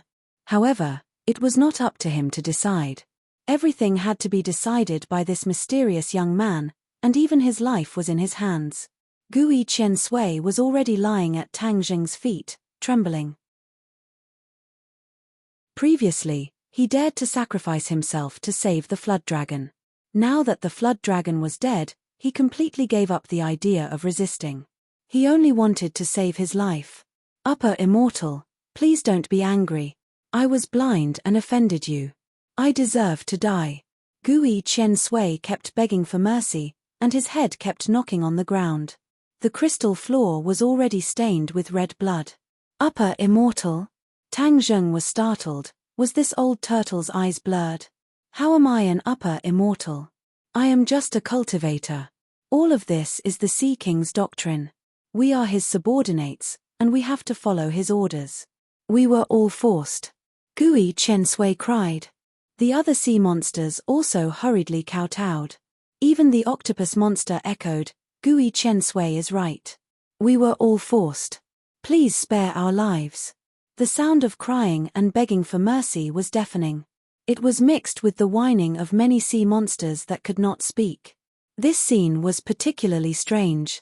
A group of sea monsters with strange shapes actually kowtowed to a person, and begged for mercy with snot and tears.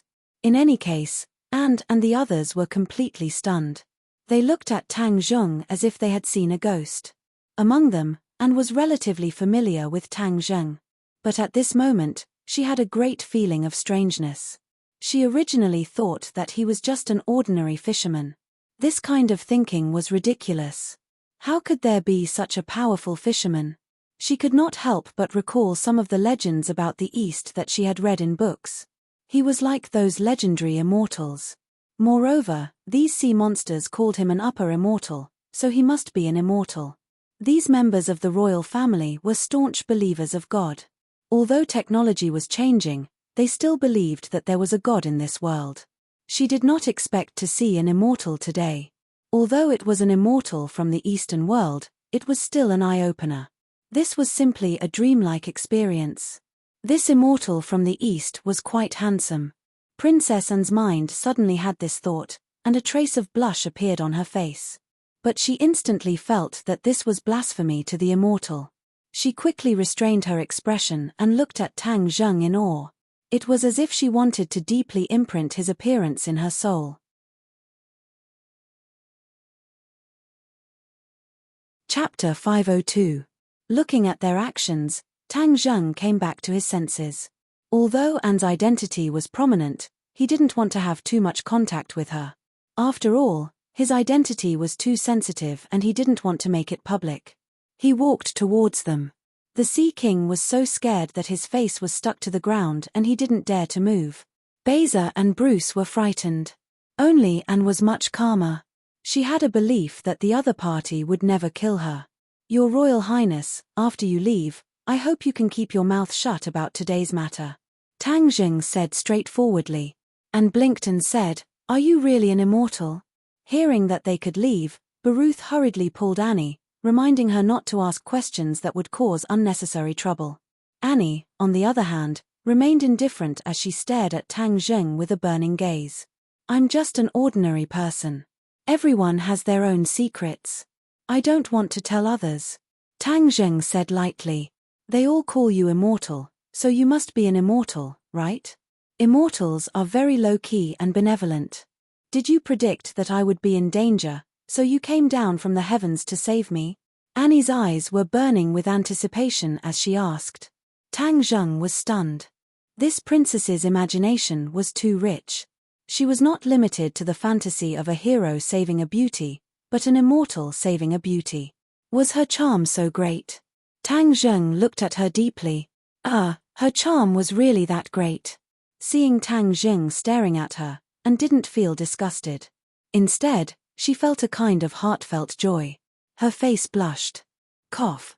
Tang Jing awkwardly coughed and said, Princess Anne, you are out of danger. I will ask them to send you back to the sea.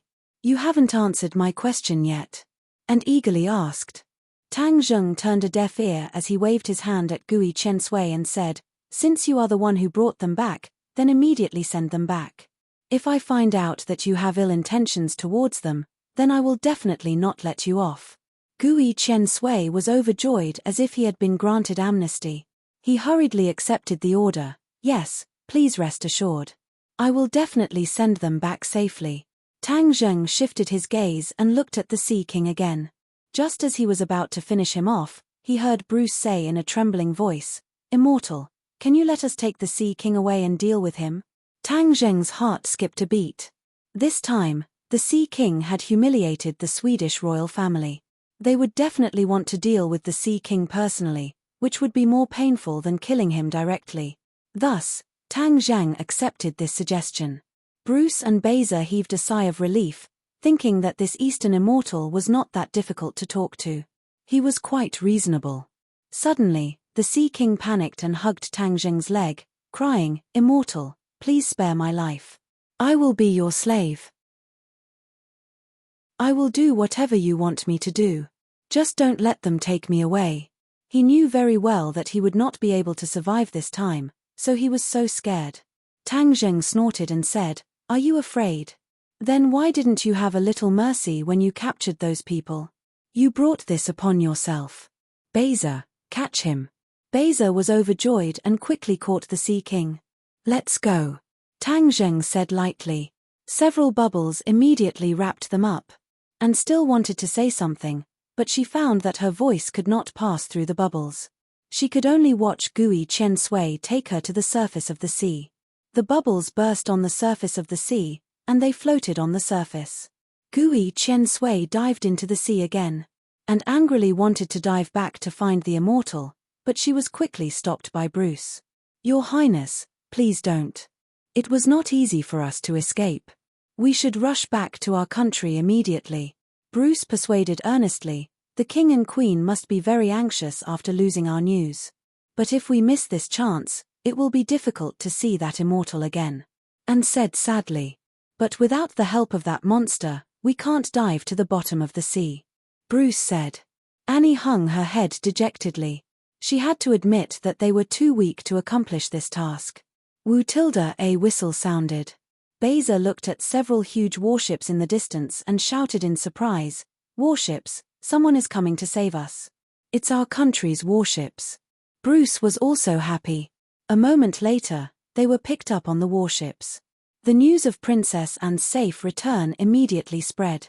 The audience all over the world rejoiced, but more people were interested in what happened during this period. When Anne arrived in her country, the world's media had been waiting for a long time. Immediately, a press conference was held, and had regained her usual elegance. In front of the world's media, she calmly told a set of statements that had long been unified. Of course, this explanation hid the magnificent and magical story. Instead, it gave credit to the military. But the reporters were obviously not satisfied with this kind of old-fashioned story. Many people asked about a word that appeared in the live broadcast, night. Hearing these words, a deep smile appeared on the princess's calm face for the first time. She closed her eyes and recalled for a while, then said, "Yes, in fact, the biggest contribution this time is this night. He is mysterious, unfathomable, and unforgettable for the rest of my life." The reporters had never seen such a little girl's expression on Her Highness's face. They had never heard such a high evaluation of anyone. Suddenly, the reporter's keen sense immediately realized one thing. This mysterious night was the real big news. "Your Highness, can you introduce this night to us? I believe everyone wants to know this knight who saved the damsel in distress. This is as beautiful as a fairy tale," the reporter said. And smile became even sweeter and said, "No, this is more beautiful than a fairy tale." "His tilde," everyone gasped. Many people had already thought of the front-page headline of tomorrow's newspaper, Princess Anne and the Mysterious Knight's relationship exposed. "It's better than a fairy tale. Your Highness, can you let us know who this lucky knight is?" The reporters were excited and asked one after another. Anne shrugged and made a cute helpless expression. She playfully said, "This is my secret." The relationship between Princess Anne and the mysterious knight spread like wildfire and instantly spread all over the world. Many people were heartbroken. If they were the mysterious knight, they would probably wake up laughing in their dreams. Anne was also laughing. She often sat in front of the window and looked at the white clouds in the sky and laughed foolishly. The king and queen saw this and tried to persuade her several times, but to no avail. Of course, they knew about the incident at the bottom of the sea, but it was not from Anne. It was Bruce who told them. The two of them were also shocked by the series of fantastical events. They immediately ordered Basil to keep his mouth shut. Even Basil was no longer a member of the peacekeeping force and became a member of the royal guards. They were afraid that he would leak the news. "My knight, I will definitely find you. I've heard that there are many gods in the East, but none of them can stop me, Princess Annie. I will definitely read all the myths and legends, and I will definitely find you." Princess Annie made up her mind as she looked at the clouds in the sky.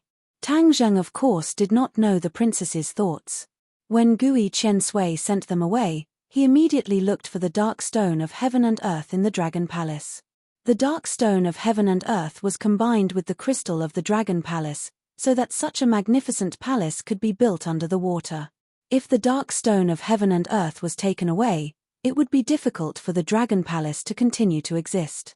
Anyway, the Dragon Clan was gone, so there was no need for the Dragon Palace to exist. In addition, the sudden disappearance of Sea King Island was bound to attract the attention of various countries. This sea would become a paradise for exploration in the future, and they all wanted to know the reason. Although this was the deep sea, technology was advanced. In time, the Dragon Palace would be discovered, and it would be too late to take away the dark stone of heaven and earth. Therefore, Tang Zheng immediately drove the sea monsters out of the Dragon Palace. Standing alone in the Dragon Palace, he operated the mysterious skill and wandered around the Dragon Palace like lightning. Bang bang bang! One palm after another, he hit specific positions in the Dragon Palace.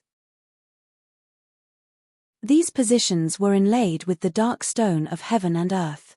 When his genuine chi was injected into these dark stone of heaven and earth, the Dragon Palace shone brightly like the sun, very dazzling. All the sea monsters could not open their eyes. Tang Zheng took a deep breath and was shrouded by the dazzling light. He did not move, quietly waiting for the reaction. Boom boom boom! The Dragon Palace shook, and the mysterious layer of light above the Dragon Palace suddenly broke. Seawater poured into the Dragon Palace, and Tang Zheng was surrounded by seawater, swaying along with the Dragon Palace. Huge pieces of crystal fell, smashing into the ground and becoming one with the seawater. More and more crystals fell, and the Dragon Palace quickly became nervous. However, Tang Zheng's attention was not on the crystals, but on the pieces of dark stone of heaven and earth floating from the collapsed ruins. 1 piece, 2 pieces, 3 pieces.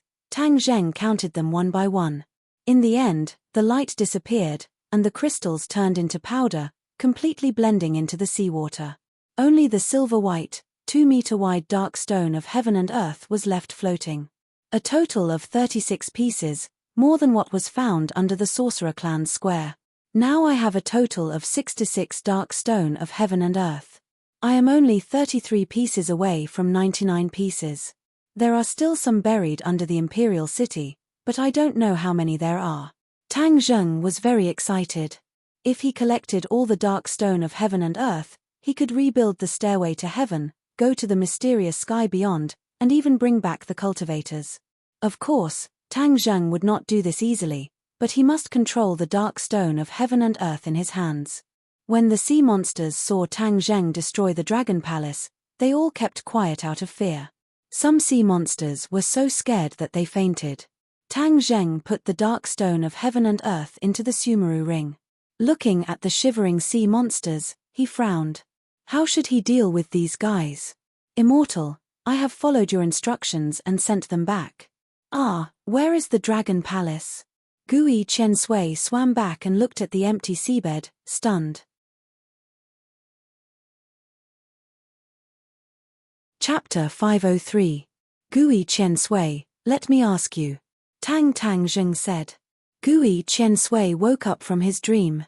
There was no doubt that the dragon palace was destroyed by this immortal. Gui Chen Sui was very clear that the dragon palace was impregnable and could not be destroyed easily. But in a short time, the dragon palace was destroyed. This showed that the immortal was more powerful than he thought. Gui Chen Sui did not have any thoughts of resistance. He crawled on the ground and said with fear, Immortal, please ask. I will tell you everything I know. Tang Zheng nodded with satisfaction and asked, when you faced the human fleet, why did you make their planes and ships lose their power? Gui Chen Sui was secretly happy. If it was other questions, he might not be able to answer. Then he would be useless to the immortal and he would not be far from death. Gui Chen Sui could not wait and said, Immortal, this is the effect of my unique skill, Mysterious Sound Wave. It is a spell that I accidentally learned. Mysterious Sound Wave? Tang Zheng creased his eyebrows in suspicion. Seeing Tang Zheng frown, Gui Chen Sui thought that he did not believe him and quickly said, Immortal, this is indeed the effect of my mysterious sound wave. You can ask the octopus, he can testify. Tang Zheng turned his head and looked at the octopus. The octopus, who only had 2 tentacles left, hurriedly said, Hi Immortal, Gui Chen Sui's words are not false. This is indeed his famous skill. Oh, can this spell be taught to others? Tang Zheng no longer doubted and asked curiously. This kind of spell was a fatal blow to the humans' high-tech troops. Tang Zheng certainly could not turn a blind eye to it. Gui Chen Sui showed a difficult expression and said, It's not that I want to hide it from you. This spell needs to be coordinated with my throat to release the black sound wave. The sea god once asked about this spell, but he didn't learn it in the end. Seeing the disappointment on Tang Zheng's face, Gui Chen Sui panicked and said, Of course, the sea god cannot be compared with the immortal. If the immortal is interested, this little demon can tell the black sound wave to the immortal. Tang Zheng waved his hand. He understood that some spells could only be practiced by certain races. This time, he had already obtained the black stone of heaven and earth, and his cultivation had increased by 1 level. He had already taken all the benefits, so there was no need to covet this ethereal black sound wave.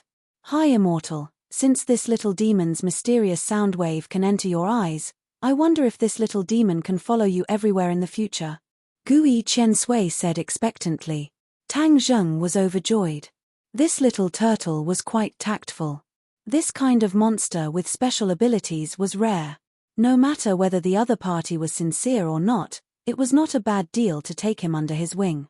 All right, from now on you will follow behind me. But I have to tell you first, if you dare to commit crimes and kill people, I will definitely use you to make soup. Tang Zheng fiercely said. This little demon doesn't dare, this little demon doesn't dare. Gui Chen Sui hurriedly said, in fact, this little demon used to pretend to be an island. In addition to sending out the black sound wave, I also directly fought with humans. And all of this was under the command of the sea god, not out of this little demon's heart. Tang Zheng calmly nodded. I don't care about the past, I only care about the future. Take care of yourself. Gui Chen Sui was overjoyed. When the other sea monsters saw that Gui Chen Sui had found a good place to go, they all showed a look of envy. Even the octopus monster was envious. He hesitantly said, Hi immortal, this little demon also wants to serve you everywhere. Tang Zheng's face sank and angrily shouted, Little octopus, I have already done enough by not killing you. How dare you be so delusional? The octopus demon was so scared that his entire body trembled. He said in a trembling voice, This little demon is being delusional. Tang Zheng coldly snorted, swept a glance at the sea demons prostrating on the ground, and said, You guys have committed crimes in the past, so logically speaking, I should have gotten rid of all of you.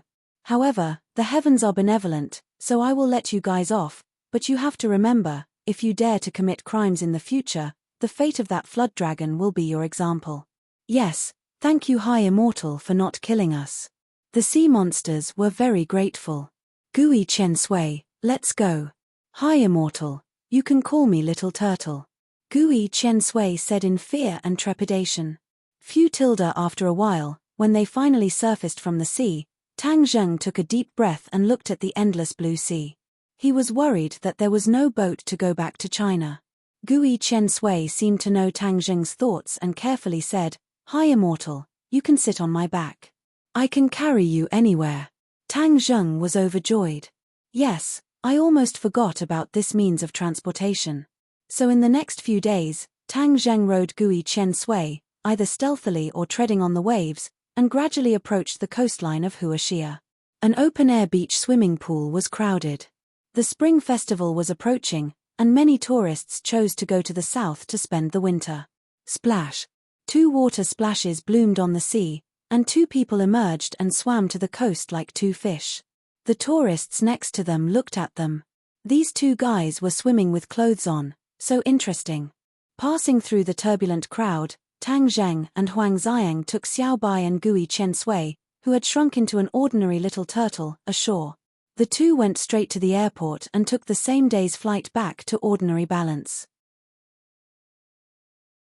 When they set foot on the land of Ordinary Balance, looking at the familiar streets, a familiar feeling spontaneously arose, but the air seemed to be filled with an unusual atmosphere. When they took a taxi to Shongfeng Shongshui district, this strange atmosphere became more and more intense. What's going on? He looked around, and several suspicious faces jumped into his eyes. There were several people sitting in a shop across the street, and their faces were quite unfriendly. Tang Zheng secretly remembered it in his heart, and without hesitation walked into the district. When he passed the gate guard, he found that there were several unfamiliar faces, and they were not the previous security guards, and the atmosphere of these people was very strange. Tang Zheng was brave, and did not immediately attack, but quickened his pace and ran home, and an ominous premonition gradually hit his heart. Catcher. When he turned the key to open the door, it was empty. Grandpa, are you home? No one answered, and everything in the house was the same, and there was no clue. Something must have happened. Grandpa, you must not let anything happen to you.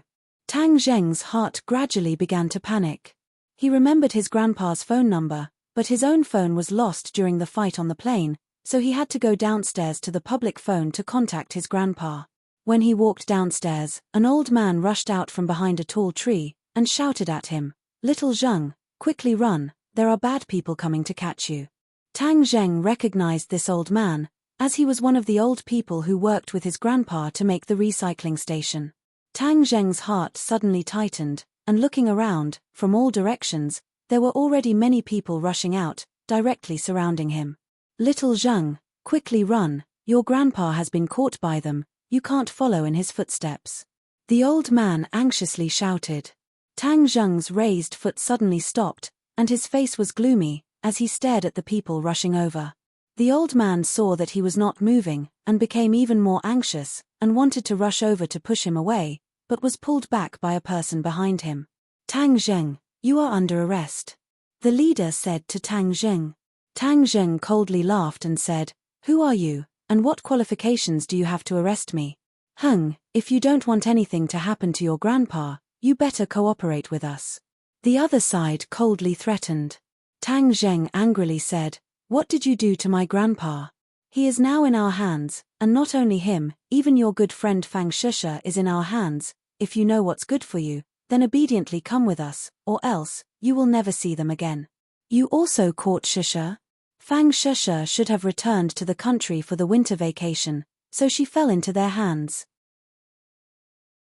Moreover, from the other side's arrogant attitude, Tang Zheng judged that they must have an official status, and their identity was obvious. "You are from the dragon group?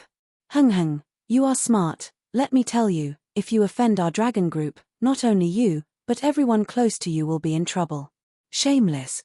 Tang Zheng's eyes were about to spit fire. "You are not my opponent, so you made a move on my family. Are you still human? This is war, your war with the dragon group. War is cruel. You should have thought of this point when you went against the dragon group." The other side arrogantly said. Tang Zheng's thoughts quickly turned. The dragon group really put in a lot of effort for the life-continuing pill. After failing to make a move on the plane, they actually turned their sights on his family. "You want me to surrender? No way." Tang Zheng knew the dragon group's conduct. He must not let the other side catch him, otherwise, it would fulfill the other side's wish, allowing the dragon group to deal with his family without any scruples. As long as he was not caught, the dragon group would have scruples and would not dare to kill his family. As a result, Tang Zheng pushed out both of his palms and directly struck the leader's chest. The other party clearly did not expect that Tang Zheng would dare to make a move in this kind of situation. Caught off guard, his chest caved in from the palm strike and his eyes bulged out. He flew far away and crashed into a tree trunk, dying on the spot. "Go!" When the others saw this, they turned pale with fright and roared as they rushed towards Tang Zheng. Tang Zheng's hair stood on end as he roared, "All of you can go to hell." Su. Turning into an afterimage, he rushed into the midst of the enemies. Peng, peng, peng, the sound of impact rose and fell one after another. The sound of bones cracking could be heard. In the past, he still had some scruples, but now in his rage, he showed no mercy. Huang Xiang was emotionless, so he would not be lenient. The two of them were like gods of death, killing back and forth. The screams were earth-shattering. The setting sun shone down on the land, making it look like hell. When the residents saw this scene, they all hid in their houses and looked out from their windows. They were so scared that their faces were drained of blood, and they were trembling. The sound of the alarm came from afar, resounding through the sky, and the dragon group members were getting fewer and fewer. They fell to the ground, blood staining the ground, and even the grass was dyed red. Tang Zheng was in a killing mood, and his eyes were covered with a layer of bloody light, looking sinister and terrifying. "Quickly run, he's gone mad, we're not his opponent." The remaining members of the dragon group screamed as they scattered in all directions.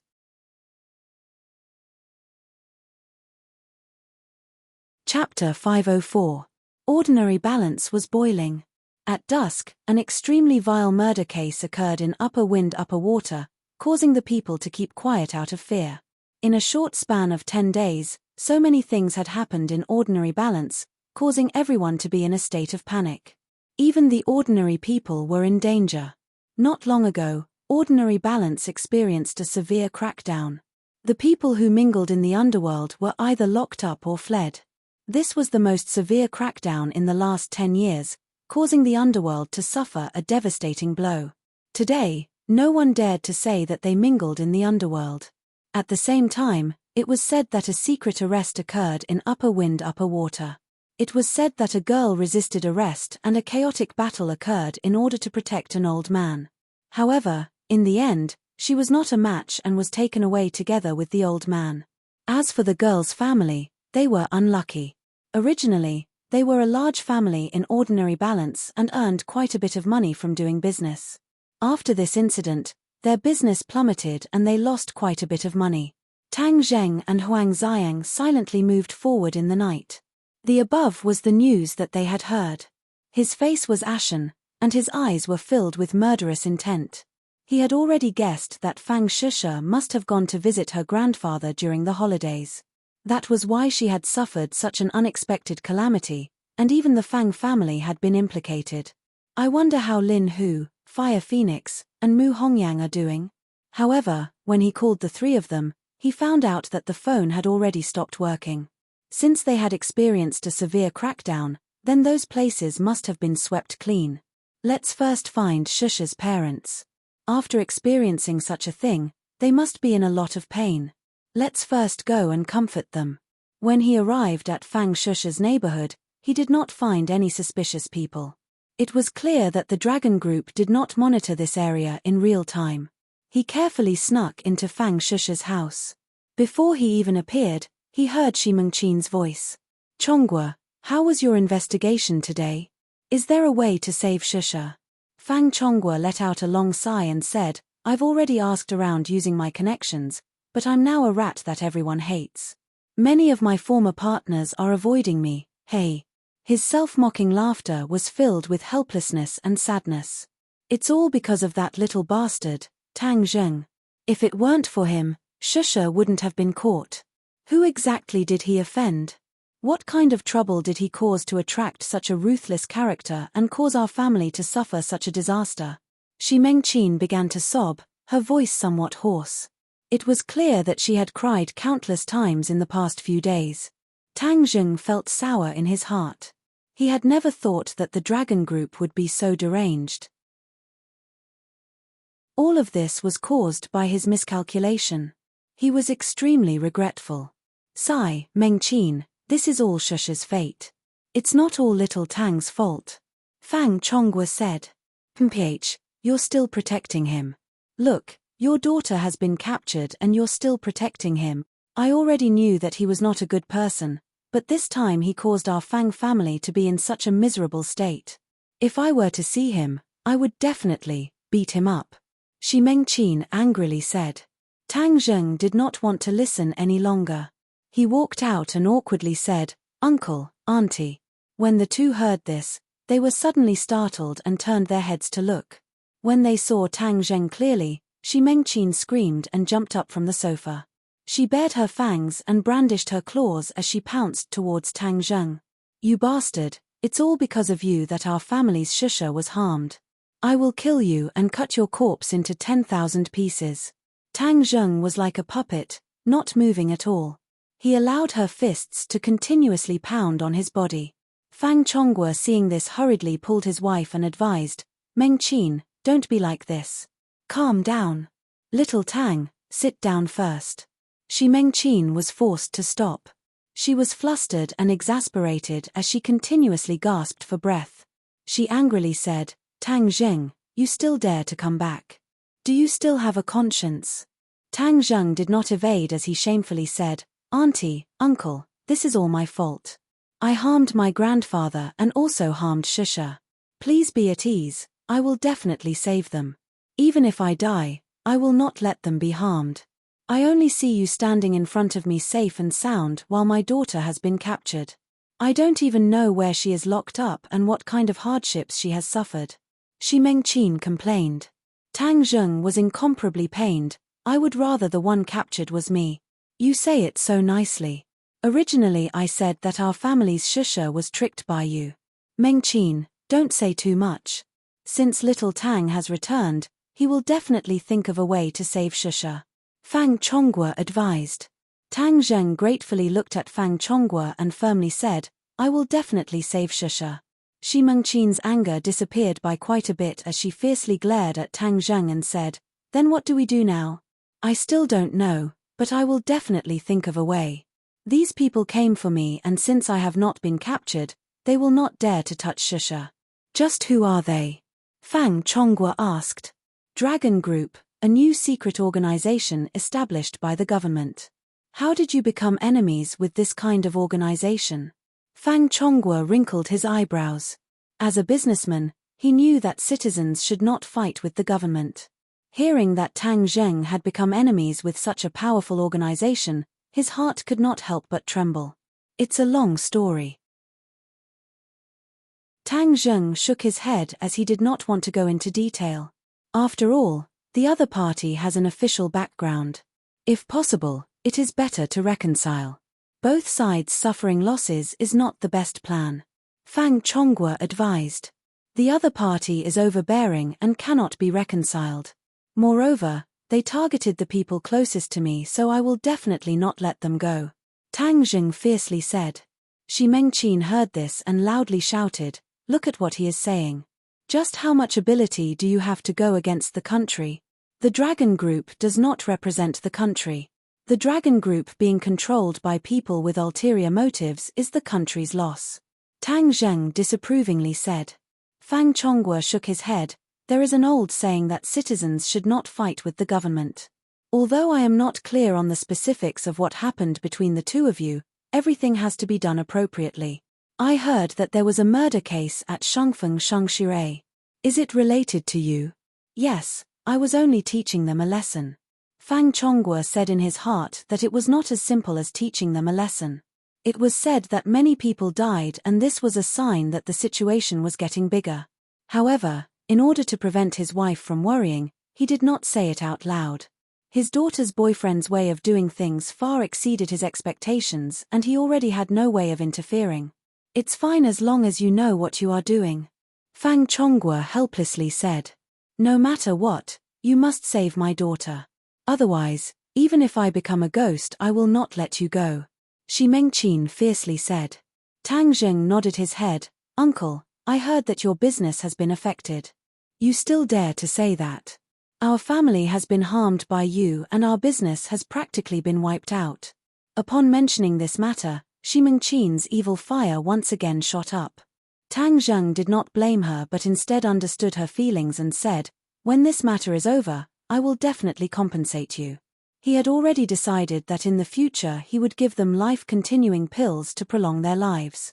This was more important than any compensation. "Uncle, Auntie, I will first go and think of a way to save them." When Tang Zheng walked out, he heard Shi Mengqin still complaining. He was helpless and disappeared into the night. After meeting up with Huang Xiang, he walked towards Lin Hu's house. From far away, he saw quite a few policemen patrolling outside Lin Hu's house, vigilantly looking around. He was preparing to sneak in when he heard the lid of a nearby trash can open and a black human head popped out. He jumped in fright, but his eyes were sharp and his hands were fast. He immediately pressed down on the head only to hear the other softly exclaim, "Young Master Tang, it's me." Tang Zheng subconsciously stopped his hand and stared, saying in astonishment, "Huzi, how come it's you?" Looking at this pitch-black person with the sour smell of garbage, it was hard to associate him with the big brother of the underworld. Lin Hu, who was so black that only his eyes could be seen, involuntarily sobbed, "Young Master Tang, it really is you. It's great that you came back.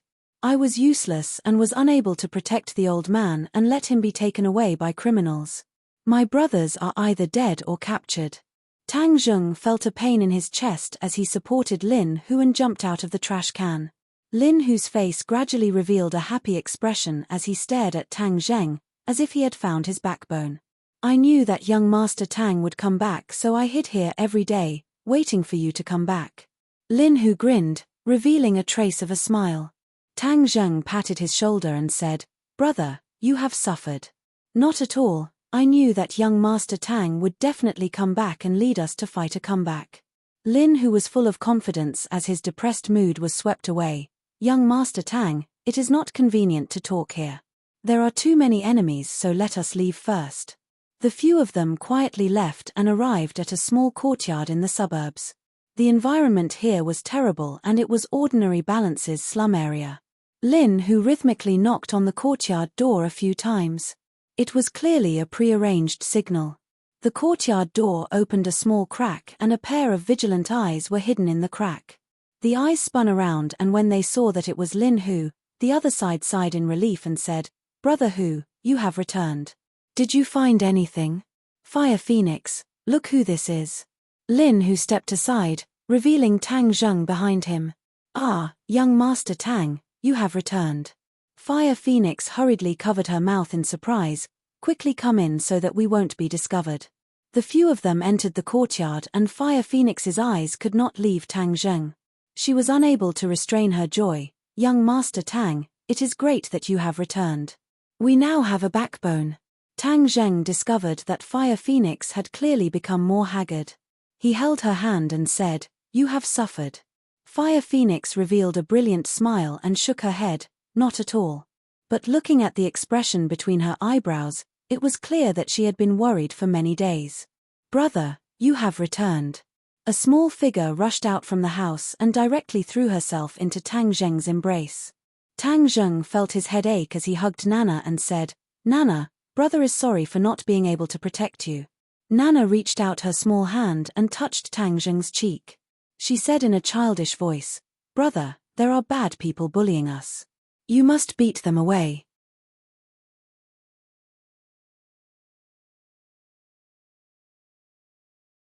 Chapter 505. This time the Dragon Group had led the attack, and even the business system that Mu Hongyang and the others had just established had been completely destroyed. Their previous investments had all gone down the drain. Fortunately, the money from the auction of the life-continuing pill had not been invested, otherwise the losses would have been huge. Tang Zheng did not care about the money. As long as they were fine, everything could be restarted. Regarding the Dragon Group's swift and decisive actions, Tang Zheng's heart was burning with anger. The Dragon Group was really too shameless. Not only did they retaliate against the underground world, they even killed all the legitimate businesses. The reason why Fire Phoenix and I were able to escape was all because of Deng Maohua's information. Lin Hu said with a lingering fear. Tang Zheng remembered Deng Maohua. This was one of the connections he had formed in the police force. He did not expect that it would be of use now. The enemy's background is deep. The ordinary balance government does not dare to resist. That is why they are still following orders to search for us. Fire Phoenix said hatefully.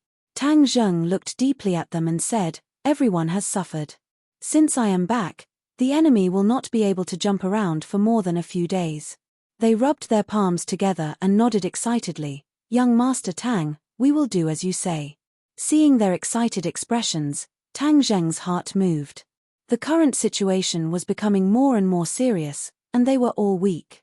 A person's cultivation was of no use, and Mu Hongyang was just an ordinary person, so her strength was too weak. Hu Zi, Phoenix, let me tell you something. You can decide for yourselves. Tang Zheng said. Please speak, young Master Tang. The two looked at Tang Zheng with eager eyes. I am not a martial artist. I am an even more mysterious cultivator. Seeing the two's suspicious expression, Tang Zheng explained the difference between cultivators and martial artists. The two were shocked. Cultivators are not accepted by this world, but cultivators are even more mysterious and powerful. That is why I have an idea. I will let you practice magic and become a cultivator. But this way, you will become the enemy of most martial artists. You will even become the enemy of the Dragon Group. Thus, whether you want to become a cultivator or not is up to you. Lin Hu and Fire Phoenix were flabbergasted. This was like opening a door to a mysterious world in front of them. Young Master Tang, since you are a cultivator, then I will also become a cultivator. Moreover, I have already formed a grudge with the Dragon Group. We are already mortal enemies, so what if I become a cultivator? Lin Hu said without the slightest hesitation. Tang Zheng glanced at Lin Hu with gratification. Without a doubt, this decision had further strengthened his relationship with Tang Zheng. Fire Phoenix hesitated for a moment, then she looked at Tang Zheng with sparkling eyes.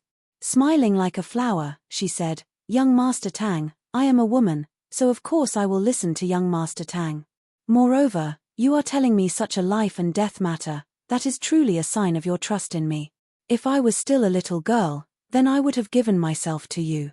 Not to mention, it is only a matter of becoming a cultivator, so of course I, Fire Phoenix, will not shirk my responsibility. Tang Zheng laughed with gratification. Good, then it's decided. I will immediately pass on a cultivation technique to you too. He had already organized a cultivation technique suitable for beginners and immediately passed it on to the two. They both had a foundation in martial arts, so their comprehension was much stronger than ordinary people. Learning the basics was not difficult. In addition, he also gave them some spirit-gathering pills. Young Master Tang, then what should we do now? You two focus on cultivating. I will take care of this matter. The two's expression dimmed. They understood that their strength was too weak and could not help much. They secretly decided that they would work hard to cultivate so that the next time they would be able to help young Master Tang. Tang Zheng, Nana's cultivation cannot be delayed. Mu Hongyang reminded. After this period of time passes, I will pass on the Dragon God technique to her. The Dragon God technique was a powerful cultivation technique of the Dragon Clan. It was even more powerful than the cultivation technique he organized himself. However, the Dragon God technique had requirements for the cultivator's potential and was extremely difficult to learn. Liu Qingmai cultivated the Dragon God technique, and Tang Zheng, with his heaven-defying cultivation, had only cultivated to the first level of the 9 levels. However, Nana was still young. She had profited from a disaster. There was already a trace of true qi in her body that had been nourishing her body. She had enough potential and enough time, so she was most suitable to cultivate the Dragon God technique. The Dragon God technique required careful guidance at the beginning. Tang Zheng did not have the time at the moment, so he could only postpone it. In the middle of the night, the small courtyard fell into silence. Everyone was asleep. Suddenly, rustling sounds came from outside the courtyard. A large group of armed soldiers quickly surrounded the courtyard. Whoosh whoosh whoosh. A few tear gas bullets broke through the window and emitted a burst of white smoke. The few people who were sleeping soundly immediately woke up. Tears came out of their eyes and they felt very uncomfortable. Tang Zheng was awakened the moment the tear gas bullet landed. He jumped up like a carp. When he saw the white smoke, he immediately held his breath. Oh no, this place has been discovered. I didn't expect them to come so quickly. Tang Zheng rushed into the room of the others and found that they were all in tears. Nana was even crying loudly. He waved his hand and a strong wind rose from the ground, blowing away the white smoke in front of him, and rushed out with the few people. But just as he rushed out of the house, the courtyard was completely enveloped by white smoke. The stimulation was even stronger. Bang bang bang. Bullets flew in all directions and headed straight for the few of them. Damn it, are they deliberately not leaving anyone alive? Tang Zheng was shocked. The other party was really unscrupulous. They didn't even let the children go. Seeing that they had lost their ability to fight and even their breathing had become irregular, if Tang Zheng rushed out, they would feel even more uncomfortable. Immortal, I have an idea. Gui Chen Sui, who had been hiding in Tang Zheng's backpack, ran out. What is it? Tell me. Gui Chen Sui opened his mouth and spat out a huge bubble. Tang Zheng immediately understood Gui Chen Sui's idea. He was overjoyed. Okay, send them in quickly. The air bubble immediately enveloped them, isolating them from the pungent smell.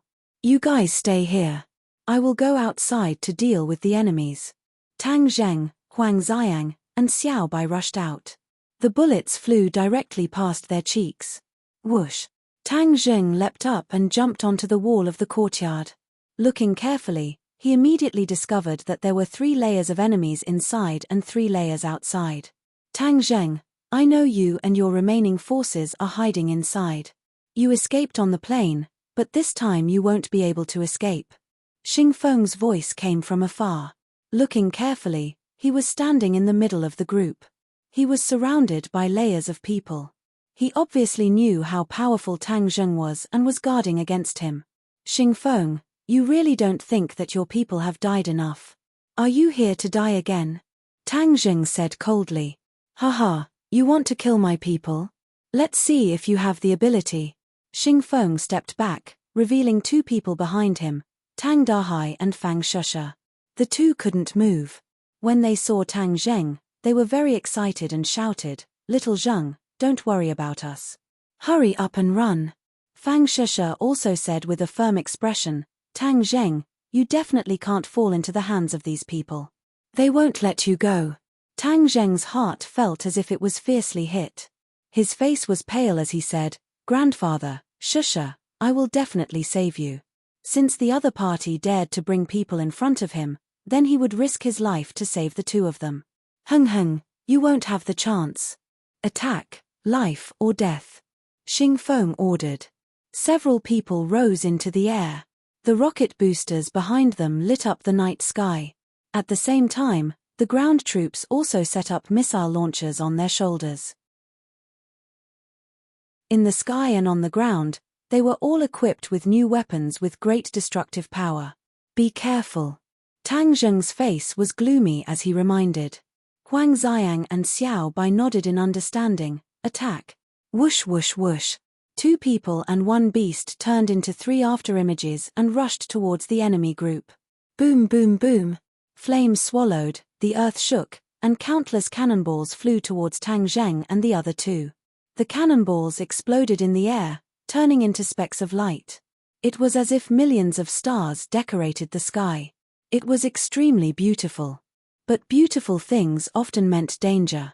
These specks of light quickly intertwined, quickly weaving into a large net. Bang bang bang.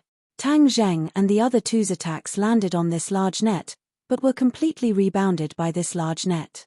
This large net of interweaving specks of light had endless willfulness and was completely impossible to break through. Moreover, the large net released waves of powerful electricity, causing the 3's bodies to emit black smoke. The large net fell down like an inescapable net, completely enveloping the 3. The ghost head blade and Xiao Bai's flames were unable to break through the large net. If we can't do anything, then we'll really become turtles in a jar. Tang Zheng did not care that this was a city. He immediately summoned a 4 symbols venerable. The 4 symbols venerable held the large net and the 3 of them gasped for breath. Boom boom boom. Suddenly, a loud roar came from afar. A black shadow flew down from the sky, and below this black shadow hung an even bigger guy. This guy was dozens of meters tall and was actually comparable to the 4 symbols venerable. This big guy's body was glowing with a metallic luster. Mecha. Tang Zheng was shocked. This was a heaven-defying existence that only appeared in movies, but he actually saw it. No wonder Xing Feng was so confident. Boom. The helicopter released the lock-on device, and the mecha fell from a height of dozens of meters. Its 4 legs hit the ground heavily, causing dust to fly and the ground to shake violently. The surrounding houses also shook a few times. Such a huge commotion had already alarmed the surrounding residents. They were all frightened and fled in all directions, occasionally turning back to look at this scene. This mecha was not in human form, but in the form of a ferocious beast. It had 4 legs, a long tail, and a huge head. Roar. Opening its mouth, the mecha let out a beast-like roar. The sound waves spread in all directions, causing many houses to collapse. Boom boom boom. The mecha ran wildly on all 4 legs. Every time it landed, the ground would shake. Suddenly, the mecha's 4 legs rose into the air, flying over the heads of the dragon group members and directly pouncing on the 4 symbols venerable. Tang Zheng reacted quickly and rushed into the 4 symbols venerable's body, personally controlling it. The mecha pounced like a tiger and ruthlessly pounced on the 4 symbols venerable. Both of them were about the same size, and the mecha's power was very strong. The 4 symbols venerable suffered the huge impact and fell backward. You're tuning in to the Celestial War YouTube channel. Don't forget to subscribe and join us on this journey to catch the most captivating stories.